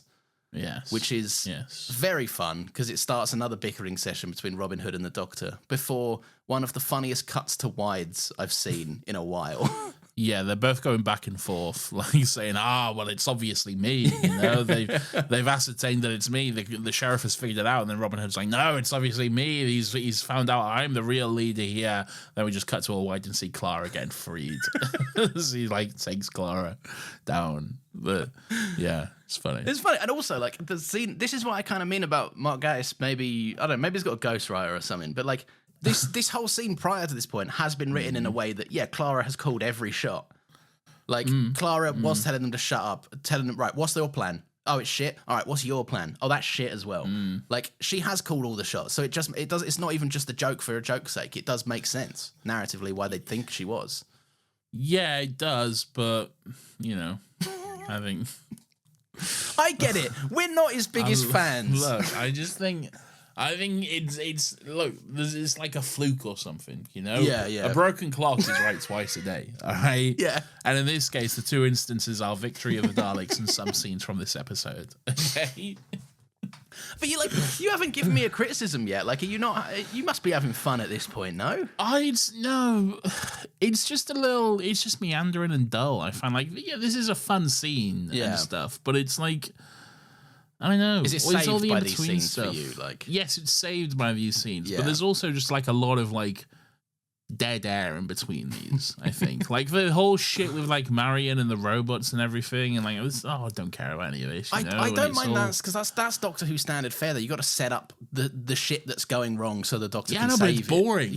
Yeah, I know you do, but it's boring. All right. Weirdly enough, the stuff with Ben Miller is the weakest. Like when he's like flirting with Clara in a minute. Yeah, that's all very boring and dull Yeah. and stuff, and mostly from here on out, I think the episode is rather shit as well. Really? Okay. Yeah, mostly pretty dull from here on out. Well, the laughs have grinded to a halt, everyone. We'll now just read them out solemnly and remark that Mark Gatiss almost had the juice for a second there. Almost. What's happening next? Robin Hood's mates, they're in the woods, or his band of merry men. I can't believe I've had the choice of calling them merry men and then I went for mates in my notes. Yeah, that's quite stupid of you. Yeah, they're all throwing around this arrow like, this is good, this is gold, it's rich gold. Or, I don't know what the fuck they're on about. Big old gold. Big old gold. And they're like, we gotta rescue Robin or whatever. Yeah, right. It's pretty standard. Yeah, then it takes them a long while. They just don't, I don't think they ever actually do anything in the episode. You might be right, actually, yeah. I don't think they just kind of show up at the end again and like, when we were here too. I do. I like this, and again, this contributes to like, maybe it's not the best, I understand it, but I'm having a lot of fun because I do like that point where they go like, they're taking a fucking, it was pretty weird that the sheriff guy, like, he's only after gold. He doesn't like it, everything else he doesn't really care about. He doesn't want any rubies, of our silver. gemstones, precious metals, all this shit. Yeah. No, and they're like, that is funny. Yeah, that is weird. Good spot, diseased boy, or whatever they call him, right? Whatever his real name is. And then he goes, thanks, guys. And then he just pulls out the loot and they carry on having a piss up. Like, they got nothing else on here. And just never touch on it again, really. Should we try and tell that to Robin Hood, the hero of the piece? Nah, he'll be back when he's always back. It's fine, yeah. He's probably pining after that maid Marion again. Probably. Anyway, so the sheriff of Nottingham, he's throwing on a feast for Clara. Yes. It's like there's a pig's head, there's probably a chicken leg or something, all that usual stuff. And he's like, eat, my woman, let it never be said that the sheriff of Nottingham throws a poor feast. And Clara just says, I had a bag of crisps this morning, thanks. What kind of crisps girl do you think Clara is? I reckon she's a Walker's cheese and onion. Reckon so. That's a bit bland, no? Like bland? Excuse you. It's a nice crisp, but if you're going for Walker's, you're already boring in my eyes. What's wrong with a Walker's? You're not going for there's so many others. There's hula hoops. There's Whatsits. You want to go for a sexier crisp. I'm not going for a hula hoop. All right. No, you don't like a hula hoop? Too small. Bag's too small. All right. I don't disagree. Yeah. Yeah, bag's too small. If I want to have a bag of crisps, let's be serious about this. All right? We're talking grab bags, and that's it. All right. If we're gonna do this, let's fucking do it. All right. Look. I'm partial to a beef hula hoop, but I've got to have at least 2 bags. All right. To feel satisfied by a hula hoop. Okay. Especially when they're tricks. They're half filling them with air and all sorts. They're half filling them. And look, I can't even fit them on my fingers anymore. I'm sure that's their fault and not mine. Yeah, right? It's nothing to do with our weight. Yeah. Nothing to do with these Richmonds we've got on our hands. I don't mind a What's-It, but it's a bit messy, a What's-It. Yeah, the trouble is with a What's-It, if I'm not at home, I'm not eating a What's-It. Yeah, you can't have a What's-It in public, man. It's a dangerous game. Yeah. And you just look like a fucking absolute heathen if you're sucking on your fingers. Yeah, exactly. It's not good. You look like some sort of pervert out in public. Like you. Yeah, no. Out on the prowl being seedy. Yeah. Clara walks by in a dress. I'm like, oh, you fancy a bag of What's-Its? Yeah, you would say that. You want to share this bag of What's-Its with me?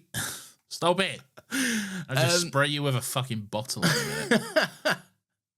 I do like the sheriff. He's also got the doctor's things from his pockets or whatever, and there's just like a wrapped sandwich there as well.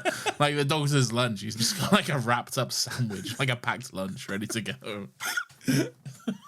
I like to imagine him in his little TARDIS kitchen, just preparing it. Preparing a nice little sandwich. I've always thought that the Doctor never really would do that. I would think that the Doctor, to eat, would just quickly land the TARDIS somewhere he knows a massive feast is happening, and then fill his pockets with some pork pies or something, and then fuck off. Probably, yeah. So that's what we kind of see in a recent episode. I'll just say. Okay, well that one then. Yeah, we all know it. The most recent one. Wait, Into the Dalek? No. I see. Yeah. The most recently aired. Yes, one. I see what you mean now. Yes. An episode of Doctor Who. Yeah. So Clara. She's like, I'm not eating your shit, mate. That's fine. And he's like, I'm interested in you because I think you're intriguing and direct. And Clara says, well, you can take the girl out of Blackpool. So interesting. Is this Clara Law? Did we know she was from Blackpool before? Yeah. Oh, maybe not Blackpool, but I thought it was the Powell estate myself. Lancashire. So yeah, he reckons the Sonic's pretty sick. And he immediately is like, I think you're someone from the stars. And she's like, I could say the same about you, mate, and you're just fucking robots out there. I do like this scene of Clara just playing him like a fucking fiddle. It's great, yeah. It is quite good. Clara is very easily able to just manipulate this man and like play to like his just sexism and just like feed his ego for a little bit to get him singing like a fucking canary. All right, like she knows what she's doing. She plays to her strengths, and like that whole line about like, oh, you go first, no, you go first, why should I go first? And then she just hits him with the because great men always proceed. And he's like, oh, I like that. Like, yeah, of course you fucking do, you weirdo. I think I see. This is what I like. I think Ben Miller does play this really well because he's like, well, that's true. Like, he's so obviously skeptical at first, but he's so quickly disarmed like a buffoon by Clara. Yeah. And he is a buffoon. He is, yeah. He is a big buffoon. But yeah.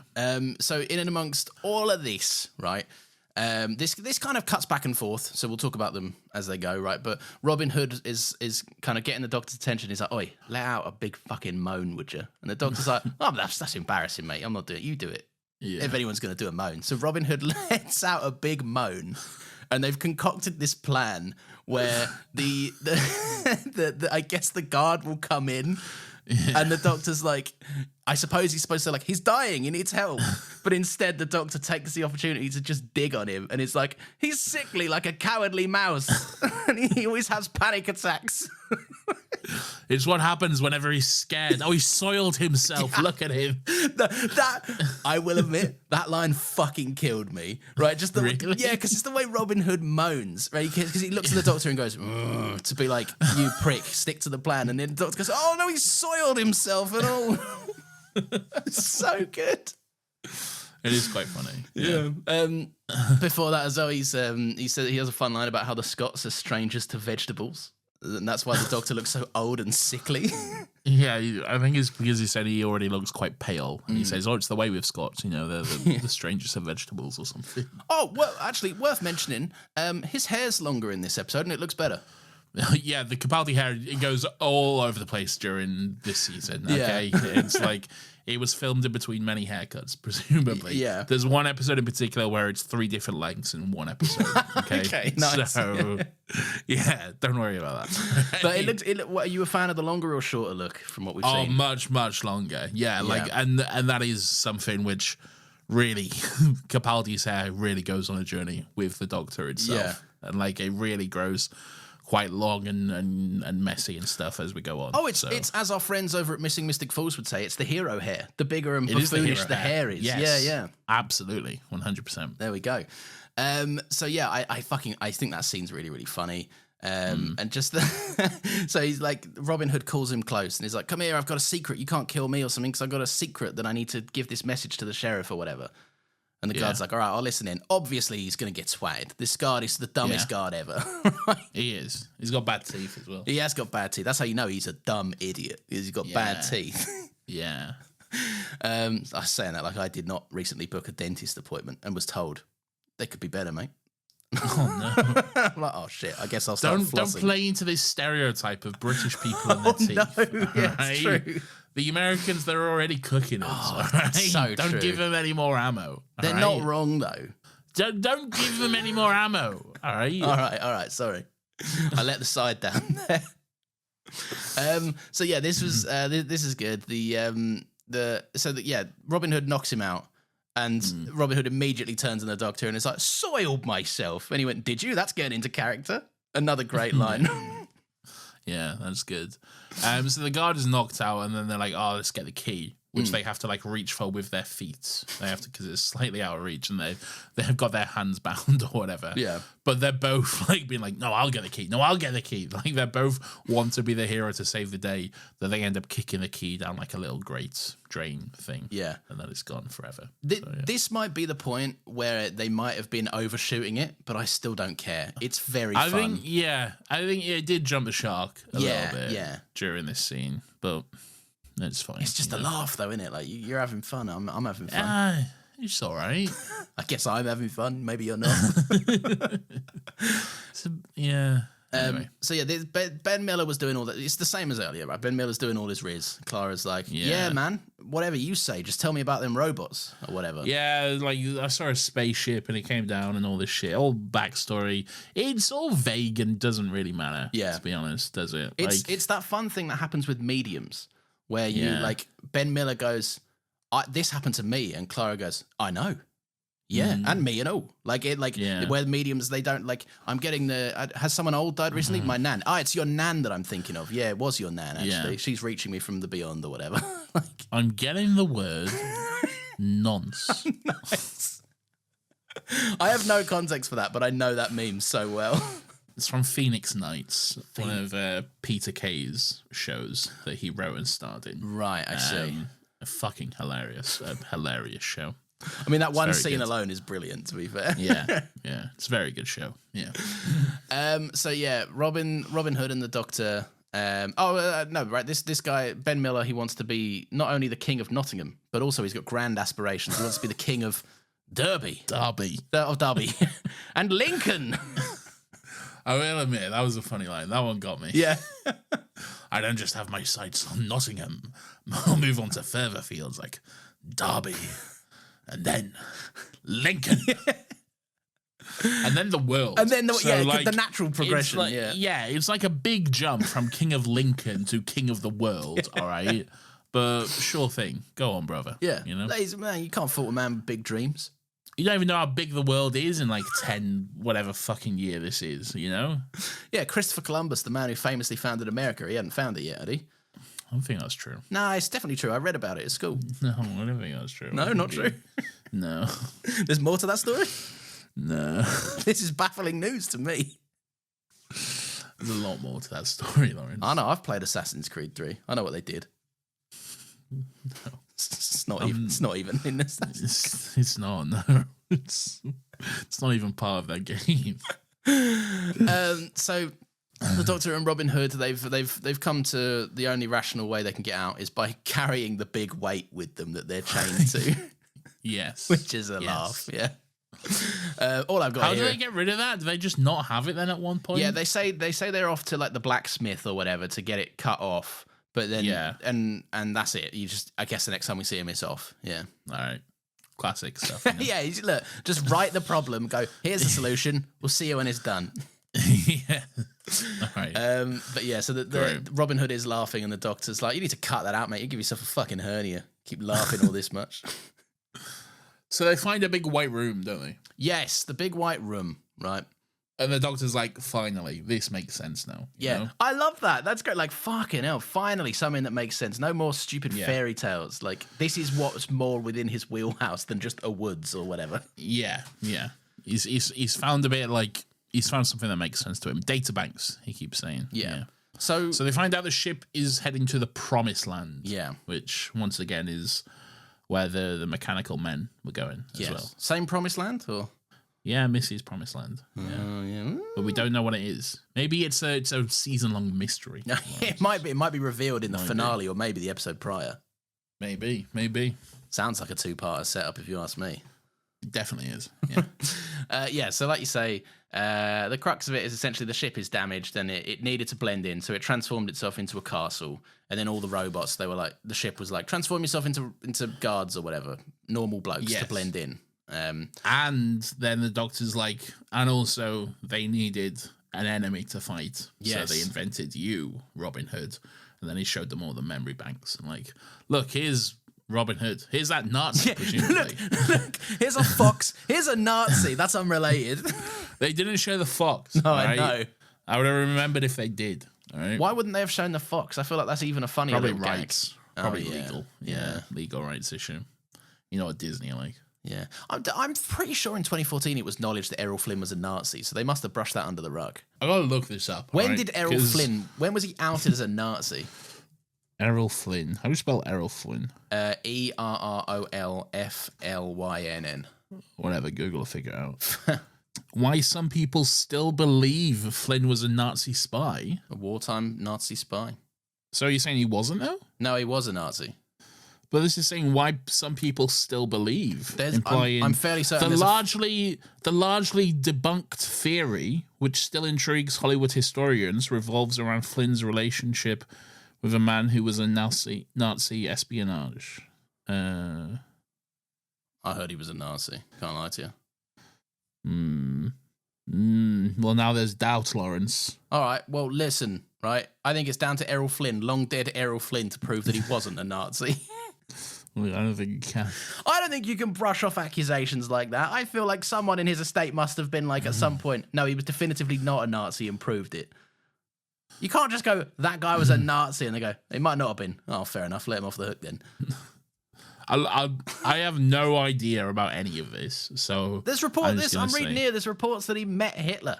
Yeah, all right, but a lot of people met Hitler. Indiana Jones met Hitler. All right? Indiana Jones met Hitler. We know he's not a Nazi. All right, but he was dressed as a Nazi when meeting him, wasn't he? Yes, but is he a Nazi though? No, but we're seeing the common traits of how you would have to be close to Adolf Hitler to meet him. What you're doing now is you're just perpetuating fake news, Lawrence. Look, if you want to claim he wasn't a Nazi, that's on you. I'm not saying he's not, all right? I'm not saying that. I'm just saying I don't know enough about the situation. All right. Okay, fair enough. I'm taking the coward's way out. Right? Yeah, that's the way to do it. Yeah.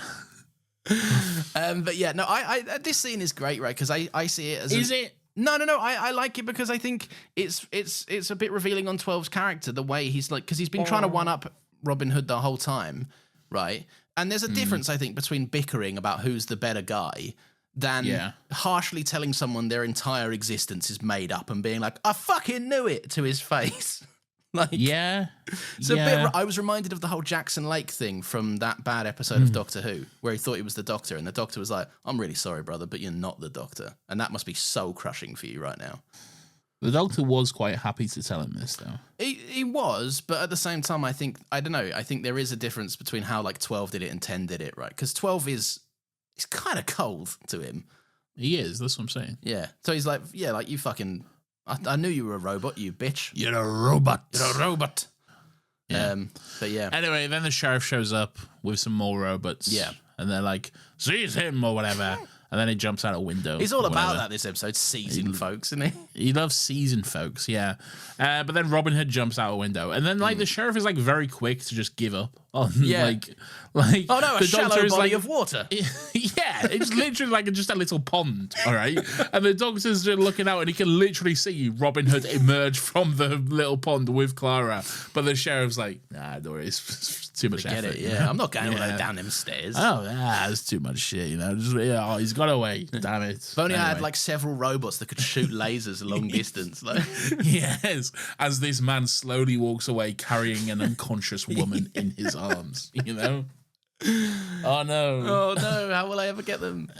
But yeah, so it's a good scene. It's fun. I like this. No, I think this is quite a nice explanation, and I think that they don't do the Doctor Who thing where like this explanation tidies it all up, but they actually use it to show a different side of the Doctor that will later bite him in the arse for having a bit of an instinctive judgment on someone.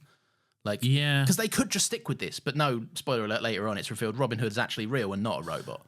Spoiler alert! I know, sorry everyone for this episode of Doctor Who. Spoilers, fucking hell. The ship's boring. A bomb, by the way. The ship needs gold, and if it has any more gold, it's going to be a bomb. Yeah, it needs more gold. It's not got enough gold or something. Yeah. I don't know. It's a bomb. Who cares? This is all boring shit, man. I'm not going to lie. What happens after this? The Doctor gets, like, taken to the slave mines or whatever. Yeah, the robot whacks him. Yeah. Why yeah, hits him with a high R. Yeah. He wakes up in the dungeons with Maid Marian, and Clara wakes up simultaneously with Robin Hood, and he's like, "The time for games is over, Clara. Tell me who the fuck this Doctor is, because he's starting to get on my fucking nerves." Yeah. And then we don't hear what Clara says. Yeah. No, it fades to black. Whatever. Who cares? Yeah. The Doctor starts a revolution, as he often does. Yeah, I will admit this is boring. This bit, it is a dull. It's bit. So boring. Yeah. It's so dull. This is, and the way they fight the robots is so fucking stupid as well. Everyone just holds up like a plate or whatever. We've all got our silver surface carrying items or whatever. Like everyone's got their silver tray to just reflect the fucking lasers. Because slaves are so oftenly being served hot meals on a tray.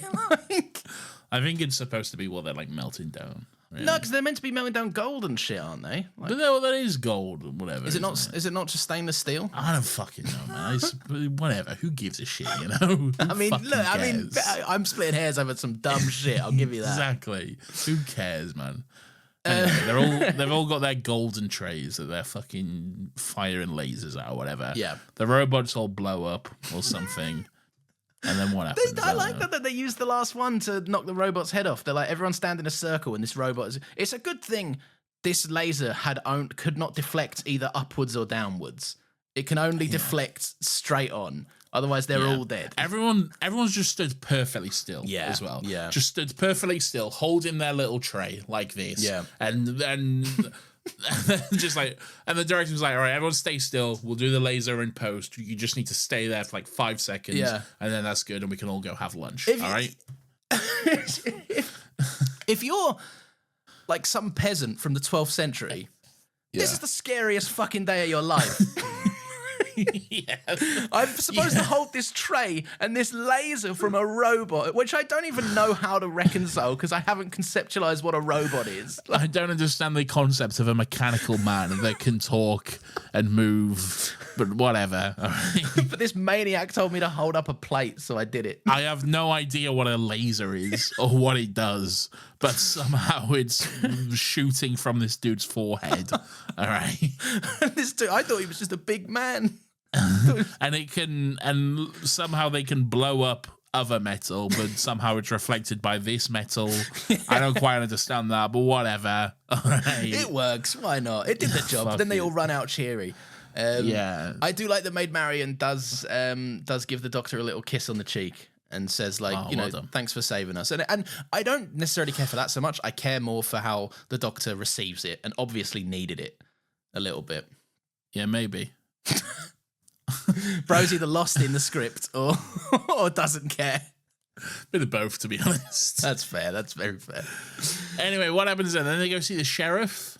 So Ben Miller comes in again and starts apprehending the Doctor again. Right. Yeah. So this is the third time he's apprehended the Doctor. How's that? They just killed all the robots. How's he apprehended him now? Does he come in with more robots? Yeah. Do they have their silver trays still? Well, yeah, but I think they've wisened up because the silver trays only work if the lasers go off, doesn't it? They can't just frisbee not the silver. Use their lasers. I guess not. No. But they're apprehending. They're in apprehend mode, which I guess is the default mode for how often they're apprehending people. Yeah. The doctor goes to Ben Miller. Look, man. Right, I know this is all fucking nonsense. I read your ship or whatever, right? I know that, like, all this is bollocks. You just give me Clara. I know Robin Hood's one of yours. I know you're all doing a robot thing together. So just give me Clara, and we'll see if we can figure out how to make your ship not a bomb. Yeah. And Ben Miller's like, he's not a fucking robot, man. Don't know what you're on about. He's not one of mine. Yeah. Why would I invent a fucking enemy to fight myself? And the Doctor's like, yeah, why would you? That's stupid. Yeah. And it was stupid, Mark Gatiss. It was stupid. Yeah. And we know. Yeah. I do like that they write... rubbish idea. Why would you do that? But he can't be. He's not real. He's a legend. Yes, I am. Or whatever. He goes, you're too kind. Too kind. Look, I was bought in at this point. They had me. I like it. I was like, Robin Hood's back. He's goated.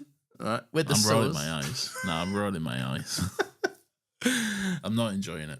So Ben Miller disarms the robots to take on... this is very convenient, right? Ben Miller goes, robots, stand down. Apprehend yourselves, if you would. All right? Because I'm here, and I'm going to fight Robin Hood man to man. Okay. So, yeah, he gets no help from the robots. This is when the obligatory thing starts happening. This happens in a lot of Doctor Who episodes where the third act setting starts to suddenly explode and crumble, so they have to get out pretty quickly, yeah. Whatever. Classic, my guys. Yeah. Probably. So this is, they do some, speaking of Assassin's Creed earlier on, they do an Assassin's Creed where they cut the counterweight and they slide up to the top of a big ledge or whatever, which is above the melting pit for the gold. And look, long story short, they have a fight. Robin Hood does the same move that the Doctor did on him earlier. And ends up essentially sending Ben Miller, the robot, into the pits of hell itself.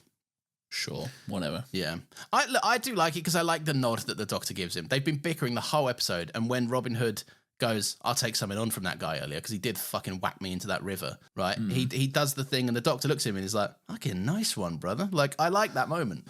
Yeah, Dad, I don't. You don't care about that? All of this is just so boring and dull to me. Your vibe switch up through this episode has been immense and challenging to grapple with. No, but like, because this is all dull. There's nothing to this. Like, I like the fun back and forth, the bickering and stuff. That's all good stuff. And the performances. But when it comes down to, like, I think it's because it's all wrapped up in this just very quick, like, get out of the Birmingham Castle as it blows up, and then all three of us will shoot a fucking arrow, and it's all very quickly and shittily resolved. I think it's just all quite shit. I think so, you know. I do. Look, so anyway, they all shoot an arrow, right? And this is where I'm going to do my maths. Okay. So, yeah, and I'll pre-warn you, I'm not good at maths, but this is no, you're not. Pretty this hard is a to be bold wrong claim from you. All right? I'm going to get my calculator out so I can follow along. There's not much calculating to do. It's more just like a, that obviously can't be right situation. All right, let's see. All right. So the doctor needs the golden arrow, and the boys have it. All the boys, we saw him earlier. They put down the loot. They finally showed up. I'm like, we're here too now. They didn't even show up, by the way. They went to them, and they were like, we weren't playing the loot. What are you talking about? We've been sitting here waiting or whatever. So, yeah, right. Essentially, the ship is only at like 80-something capacity, right? It needs 80%. Yeah, it needs 20% more gold. Oh, I see where you're going with this. Yeah, it needs 20% more gold to be able to fly away, right? Yes. So at which point, and keep in mind, we've seen the slaves carrying like buckets of like gold coins and plates, and quite a lot of gold has gone into this thing. Exactly. Yes. So the doctor goes, I need to give it a bit more juice, right? Because if this thing goes off, it's going to wipe out half the fucking country. We need to give it enough juice for it to get into the fucking air and explode up there. I don't give a fuck if they explode in orbit. It doesn't matter to me. Into the atmosphere. Right. So they fire it. I like it anyway because it's a fun little 3 situation, right? Clara, I hate it. It's I'll be good. honest. I fucking hate it. Robin Hood's got a poorly arm. The doctor's a liar because he kept doing sonic trickery to get those arrow shots earlier. It wasn't sonic trickery. He had a homing device. Oh, that was it. Yeah. And Clara does taekwondo, which is not at all related. So it's I hate it. Oh, it's fun, man. I don't like it. But yeah, so they shoot the arrow, this tiny bit of gold in comparison to, I mean, I wouldn't say no to it, right? But this tiny bit of gold in comparison to, I guess, weeks and weeks of slave labor of gold mining, essentially. Yeah. And that is enough to apparently accumulate the missing 20% of the entire ship's gold necessity. And they go, all the robots go, we're at maximum power. Whoa! Maybe we don't need to get it to 100% to lift off from the atmosphere. Maybe not. It just needs a little bit more. All right, but then I wouldn't describe it. I wouldn't describe an extra 2%, which in itself, by the way, is still ridiculous. That's still a large amount of gold. I'd say 2% has been very generous. Yeah, really. But then if you get like 0.1%, you wouldn't go like, now we're at maximum power. Yeah, you're right. It is stupid. Yeah, but whatever. And but it's smart, guys. All right. The whole episode's stupid. No, it's great. No, it's not great. I didn't think we'd be on this side of the fucking the battleground, fending each other off. We'll see. So yeah, right. Anyway, the ship blows up. Everyone's cheering. Everyone's having a good time. And they start to do the end of episode wrap up, where you know how this happens. They walk the Doctor and Clara to the TARDIS separately, so they can all have their scenes with who they need to talk to. Yeah, of course, they've got to have their wrap up conversation. Exactly. Yeah. So Robin Hood walks Clara to the TARDIS, and he's like, "The Doctor's pretty lucky to be traveling with you, mate." And Clara's like, "Oh, that's nice of you to say. Anyway, never stop trying to get Maid Marian back." Right? Yeah. And he's like, I don't know. Who's just hiding 5 feet away, by the way. Maybe we'll talk about that in a minute. Oh, she stood behind a box currently. We'll talk about that in a minute, all right?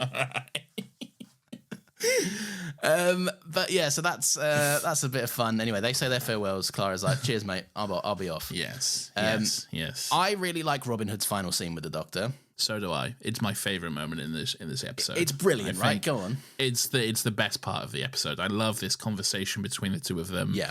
How like Robin's saying, you know, maybe like I'm not real, but what does that matter? You know, these stories can still inspire people and all that stuff. And like That's good. That's some good Doctor Who shit right there. Yeah. Okay. And when he says, like, remember, Doctor, I'm just as real as you are, I'm like, I like that. That's fucking good. And the slightly meta commentary of it all. It's good shit. It's very, very good shit, right? I love it all. The whole, like you say, the story spread and encourage other people to be heroic in their inspiration and all of this stuff, right? I think that this Doctor specifically needed to hear that he was Clara's hero, and also that being a hero is not always about being good. It's about the good you do. Yes. You don't have to be 100% perfect. You just need to try and do more good than you do bad. The Doctor says, I'm not a hero, and Robin says, well, neither am I, but if we both keep pretending to be, haha, which I like that he does that fake laugh bit. Yeah. Perhaps others will be heroes in our name. Perhaps we will both be stories, and may those stories never end. And I think that's just beautiful. That's good stuff. It is absolutely beautiful, and I was there, and I honestly, look, because like I said earlier, right, I know it's Mark Gatiss. He's not the most talented writer, at least in Doctor Who's experience. Which is why I'm suspicious of this. I'm like, who wrote this? Yeah, who's the ghost? This has a little air of Moffat about it, I think. It does a little bit, yeah. I think Moffat might have touched up this ending a little bit. Is this anything? Mark Gatiss has a Gelth writer. God. I hate that. But you also kind of admire it, don't you? No, I don't. I just hate it. Yeah, no, I know what you mean. It does have an air of the whimsical poetry of Moffat. I get it. Yeah, it does. Yeah. But at the same time, no, I just look, his credit is the writer for the episode. I call him out many times. We're his harshest critics over in Still Got Legs. So I think it's only fair we say stuff that actually lands. And I think this is really, really good writing in the end. I think it does. I think it is too. Yeah. It's like I say, it's my favorite moment of the episode. I think it's just not even of the episode. I think it is just a great Doctor Who moment in general. Yeah. Really. I really like it quite a lot. It manages to capture the heart of what Doctor Who is. It really fucking nails it for me. So, great scene in a mostly shit episode. No, well, you liked a lot of it at the beginning. I know. I thought some of it was fun. That's not the same as liking the episode. Okay, I think there's fun moments and beats, but all served in a not a nice mediocre little wrap up, I guess. Yeah. So they leave. They leave in the TARDIS. But wait, so they're going away in the TARDIS. The Clara and the Doctor are like, hey, well, I'll leave him a present or whatever. And then he pulls down the lever. And this is time, Lawrence, for Nathan's continuity error. Okay, all right, nice. Yeah, because there's a shot of the Doctor pulling down the lever on the TARDIS. Yeah. And you'll notice he's wearing the Navy coat, but you can see his white sleeve of shirt poking out underneath it. So it's a shot from like a different episode or something. They just needed an insert, yeah. They just needed a shot of him pulling down the lever. Yes. So there you go. 0 out of 10. Yeah, there it is. Yeah, nice. We got you. We know. But yeah, so he leaves them a present. We can talk about this right now, or I can go first in another segment of the show. Yeah, let's go to that. I reckon, because I'm also going to talk about that, but for a different thing. Nice. All right. Weirdo of the week.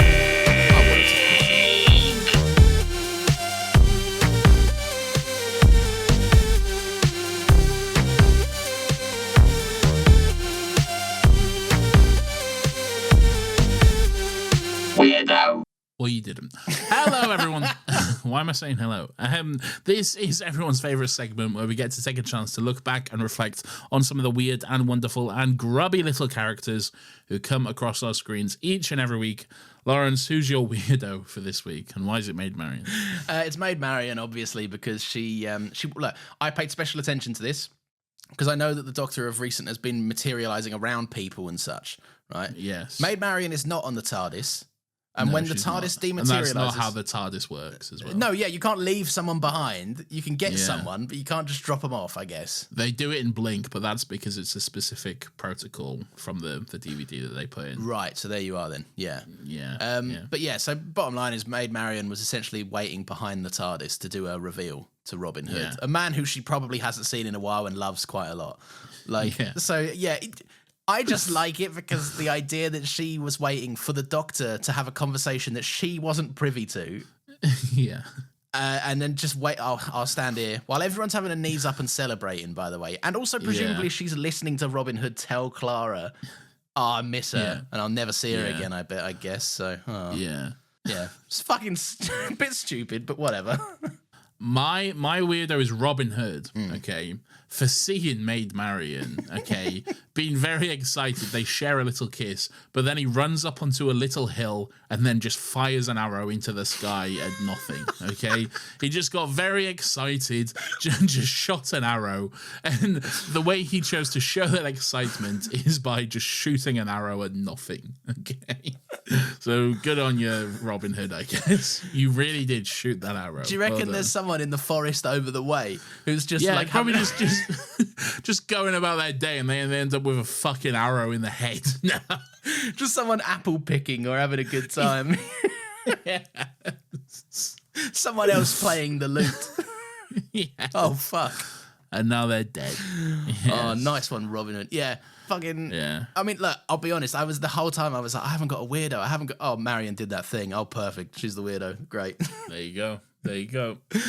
Anyway, Nathan, it is time for the audience to have their say. What? I know. If you're new, you can write into the emails or the Discord and let us know your thoughts on the episode. We look through some of them, pick out some of them to read, and we shall do so now. Should we start with a nice email? I'd love to. Let's try and get this under 2 hours. Yeah. This one is from Ari. Oh, maybe I shouldn't say that. I don't know. Not this again. Hello, Nathan and Lawrence. Congrats on reaching the best ever episode of Doctor Who. Even though I've seen it so many times, this cold open still gives me chills from start to finish. This is Peter Capaldi's best performance as a Doctor. It's not just the best Doctor Who episode, it's a strong contender for one of my favourite TV episodes of all time.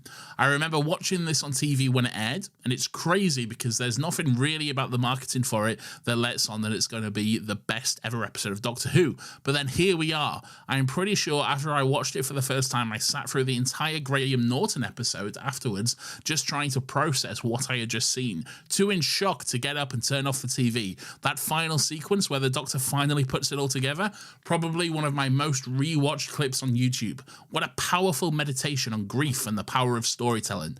Anyway, I know you're talking about Robots of Sherwood this week, but I thought I'd just get in some initial thoughts on Heaven Sent a little early. This is my first time writing in though, so I hope I did everything right. Best, Ari, sent from your mum's iPhone.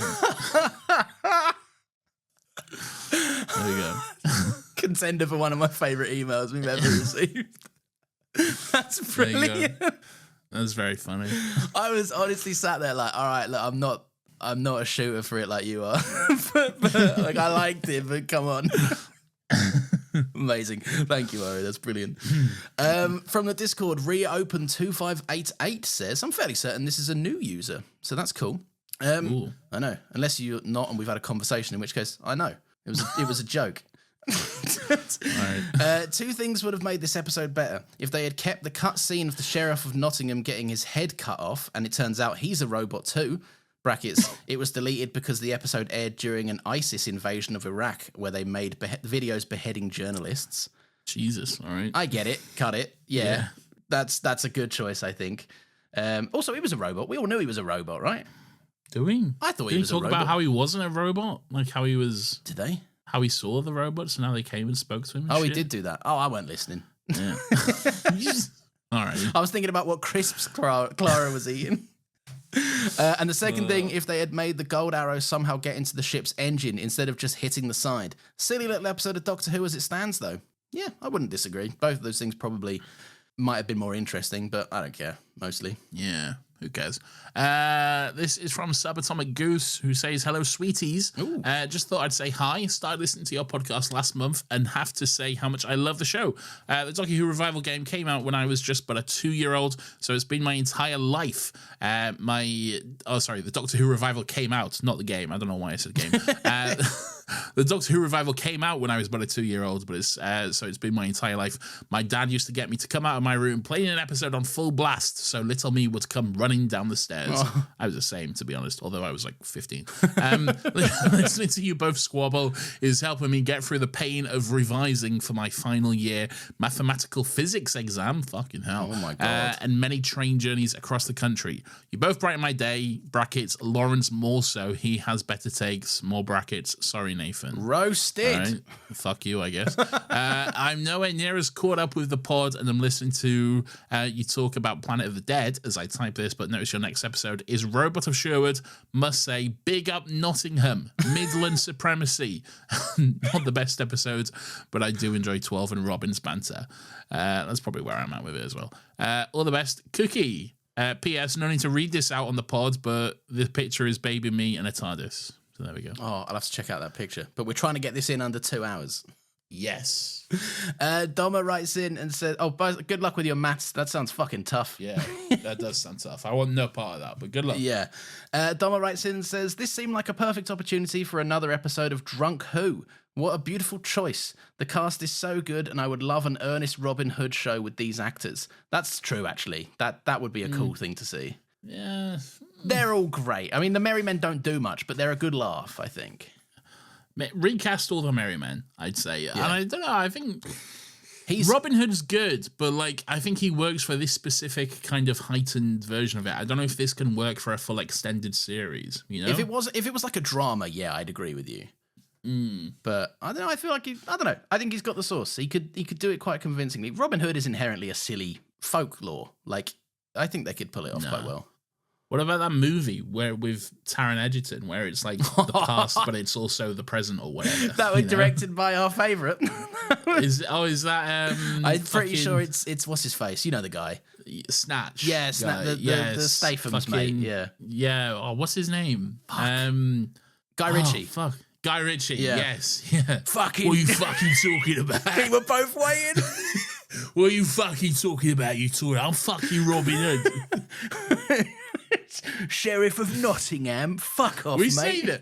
We say that like we haven't seen Guy Ritchie's Sherlock Holmes, which is a period drama and quite good. I watched that fairly recently. I really like it. It's a good movie. It's very good. Yeah, it's very good. Have we done that on the pod? No, we should. We should do that. Moriarty's in the second one, and he's great in that as well.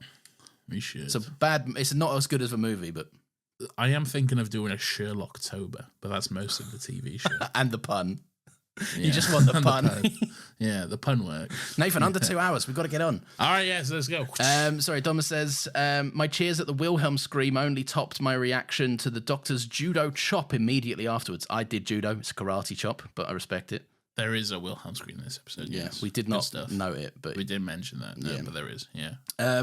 Robin Hood fighting a cyborg sheriff of Nottingham in an alien spaceship that is about to destroy half of England is what this show is all about.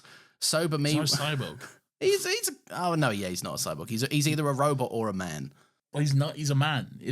In the episode, definitively, he's a man. All right. I guess they never show him as a robot, so he's a man. All right, but you get the intention though. He's a little robot man. I don't think so, but whatever. Sober me would call this episode mediocre and forget everything about it, but he's not here right now. Anyway, Blood thought he was fooling everyone with that disguise at the archery contest. At least take off the green stuff. Yeah, I don't disagree. Bad disguise. Yeah, not the best. This is the perfect drunk Doctor Who episode, isn't it? Like, you put this on, have a couple of beers, get your buzz on. You can forgive a lot of bad shit in this, I think. Yeah, maybe. Yeah. What does that say about me who watched this stone cold sober, by the way? Email, please. Yeah. All right. This is from Joshua Broadhurst, who says, Gattis-ism. Hello, Nathan, and not Nathan. Brackets, couldn't risk the wrong spelling, and 12 does it, so why not me? Great, sure. I sat down to watch Robots of Sherwood. By the way, a lot of people call this Robots of Sherwood. It's robot, okay? Single, as in robbing of Sherwood. Robot of Sherwood. That's the pun, by the way. It's just one robot, okay? I like that. Get it right, or don't bother writing in, you cunts. No, I'm sorry. I sat down to watch Sherwood after Into the Dalek, and about 10 minutes in, I found myself getting restless. It was then I went to myself, this was written by Mark Gatiss, wasn't it? And sure enough, it was. The thing is, I'm not entirely sure what a Gatissism is, but clearly it exists. Russell, Moffat, and even old Chibbers have unique signatures to their episodes, but I can't quite figure out Gattis's, even though I think we can all watch an episode and instinctively know it's his. This was the episode most of my family stopped watching Doctor Who week in, week out. I'm not sure what it was exactly about the episode that made them draw the line, but when I asked them about it before writing this email, they went, the Robin Hood one was just shit. And when pressed them for more detail, went, I don't know, I just couldn't get on board with it. It was just awful. That was the last they watched of Peter's run, which we can all agree was a shame, given what was to come, but they picked up back when Jodie came along. So my question is, A, what do you think are Gatticisms? And B, what episode of Doctor Who has brought you the closest to not tuning in the following week? Closest I ever get was the Battle of Ramskur of Kolos. The fucking cheek to call that a series finale. Thanks for all the entertainment and looking forward to the Capaldi run. Joshua Broadhurst. Oh, okay, big questions. First of all, a Gatticism is that the episode is dog shit. Yeah, right? that's typically the tell. That's the main tell, all right? If the episode is boring and dog shit, you've got yourself a Gatticism, okay? I think that's it, really, because it's not really any determining factors. Like, there aren't the standout traits. It's just, is this kind of boring? Yeah, it's probably written by him then, Yeah. Second question, for me, I can't speak for Lawrence, and I won't, but for me personally, when it comes to Doctor Who, I honestly don't think there is anything they could do which would get me to stop at this point. Like Doctor Who is my show, okay? It's like my favorite TV show. I love it so much. There have been some pretty big fucking stinkers on Doctor Who, okay? And at no point have I ever really come close to not even wanting to carry on with it, okay? Like, I don't know. I just think I'm too far in at this point. Like, no matter how... I think it would have to be, like at genuinely least 5 offensive or seasons. No, like at least 5 seasons, okay? Yeah. Of constant dreck and shit, okay? And not even like... 5 seasons and this one's a bit good, but it's mostly shit. Like, every episode would need to be constantly shit, because the moment there's a good episode, I'm immediately back on board. They would have to pull you in with late stage Walking Dead-itis. Yeah, it's not the same. Walking Dead, I was never as invested as I am with Doctor Who. That's kind of where I'm at with it as well, right? Because I did stop watching Doctor Who at one point, but that wasn't because of the quality of the show. It was just because life was happening and I was more older. You was growing up. Yeah, exactly. I fell out of love with watching Saturday night telly. So I was just out, I was freshly 18. I was off to the pub with the boys. Right. So was I, but I was still watching Doctor Who. Yeah, I know, but you're a real one. You're you're about a real nerd. But no, I'm in the same boat. I've just put too much. We can't now. We've got a show. We've got a podcast to do. So. It's true. And now we never can. Now we've been cursed by ourselves. We're locked in for everything. Yeah. 156, Lawrence. Let's go. Let's go. All right. Jess says, best part about this episode is Clara. She really shines in this one. I also love the return of the spoon. The 7th Doctor was fond of using spoons. See? There we go. This is how you know. No, this isn't how I know. I did hear about the spoon. This is how you know. No, I didn't. You didn't. Yeah, it is. This is how you know. This is that. No, this only came in later on today. Look, anyway. No. Nathan, we haven't got time. The 7th Doctor was fond. It is how I knew. The 7th Doctor was fond of using spoons, especially when working at the console. It's a small thing and it's a great comedy beat, but it's one of the things that makes me love the 12th Doctor. The characterization of 12 brings in aspects and quirks of so many past incarnations of the Doctor, and whilst this little tiny thing to me signifies that he's part of the character. Anyway, great Clara episode, and it's fun to think the prince they keep talking about eventually gets replaced by the master when he's the king. Brackets, if I've got my classic chronology right. I know that word, I just can't say that word. I don't know what any of that means. I don't know what any... Shut up about the fucking chronology, all right? I don't know what any of that means, but good stuff. Good stuff from Jess. Last one I'll read out super quickly. What? I know, sorry. I'm pulling a wild card on you. I just saw it and I really like it. Where'd it go? It's gone. Oh my God, we don't have time for this. I know, we're on the clock. Come on. Ruth J says, after the challenges of the rhyming intro... Challenges. Thanks. Thanks, Ruth J. After the challenges of the rhyming intros, can I propose this to help with this week's episode? This was Nathan's week, so I couldn't overrule this. But here's a limerick for us. To a heart of a Nottingham wood, we journey to meet Robin Hood. While he makes Clara swoon, the doctor fights with a spoon. But let's be honest, the ep isn't that good. Ooh, It's not a bad one. Oh, that is quite good. Way too long for a Still Got Legs intro, but Maybe. I really respect it. Anyway, they finish off saying, I thought it was a damn shame the idea of limericks was so quickly dismissed. This is a formal petition for limericks. No, but thank you, Ruth J. I think that's Catherine's friend. Oh, is it? Yeah, maybe. Hi, Ruth J. I heard you're Catherine's friend.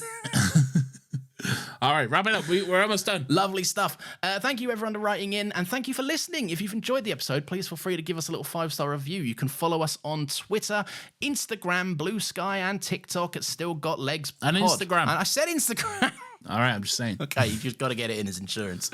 If you do want to share your thoughts on each episode, like you just heard, the link to join the Discord is in the show notes, or you can email us at stillgotlegspodcast@gmail.com. Big thank you time. Thank you to Nina for managing the short form content as well as marshalling the Discord alongside Maylena and the main man Pierce. And if you do feel so inclined, we have a Ko-Fi link in the show notes if you want to help us out with the running of both shows. Zero pressure to do so. And speaking of both shows, Nathan, what do we do? No time. Okay, thanks for listening. See you next week. See you Monday. Bye. Bye, everyone. We love you. Sorry, it was quick. We got to get this into 2 hours. Bye. I love you. Bye. Bye. Bye. Bye. Bye. Bye. Bye. Bye.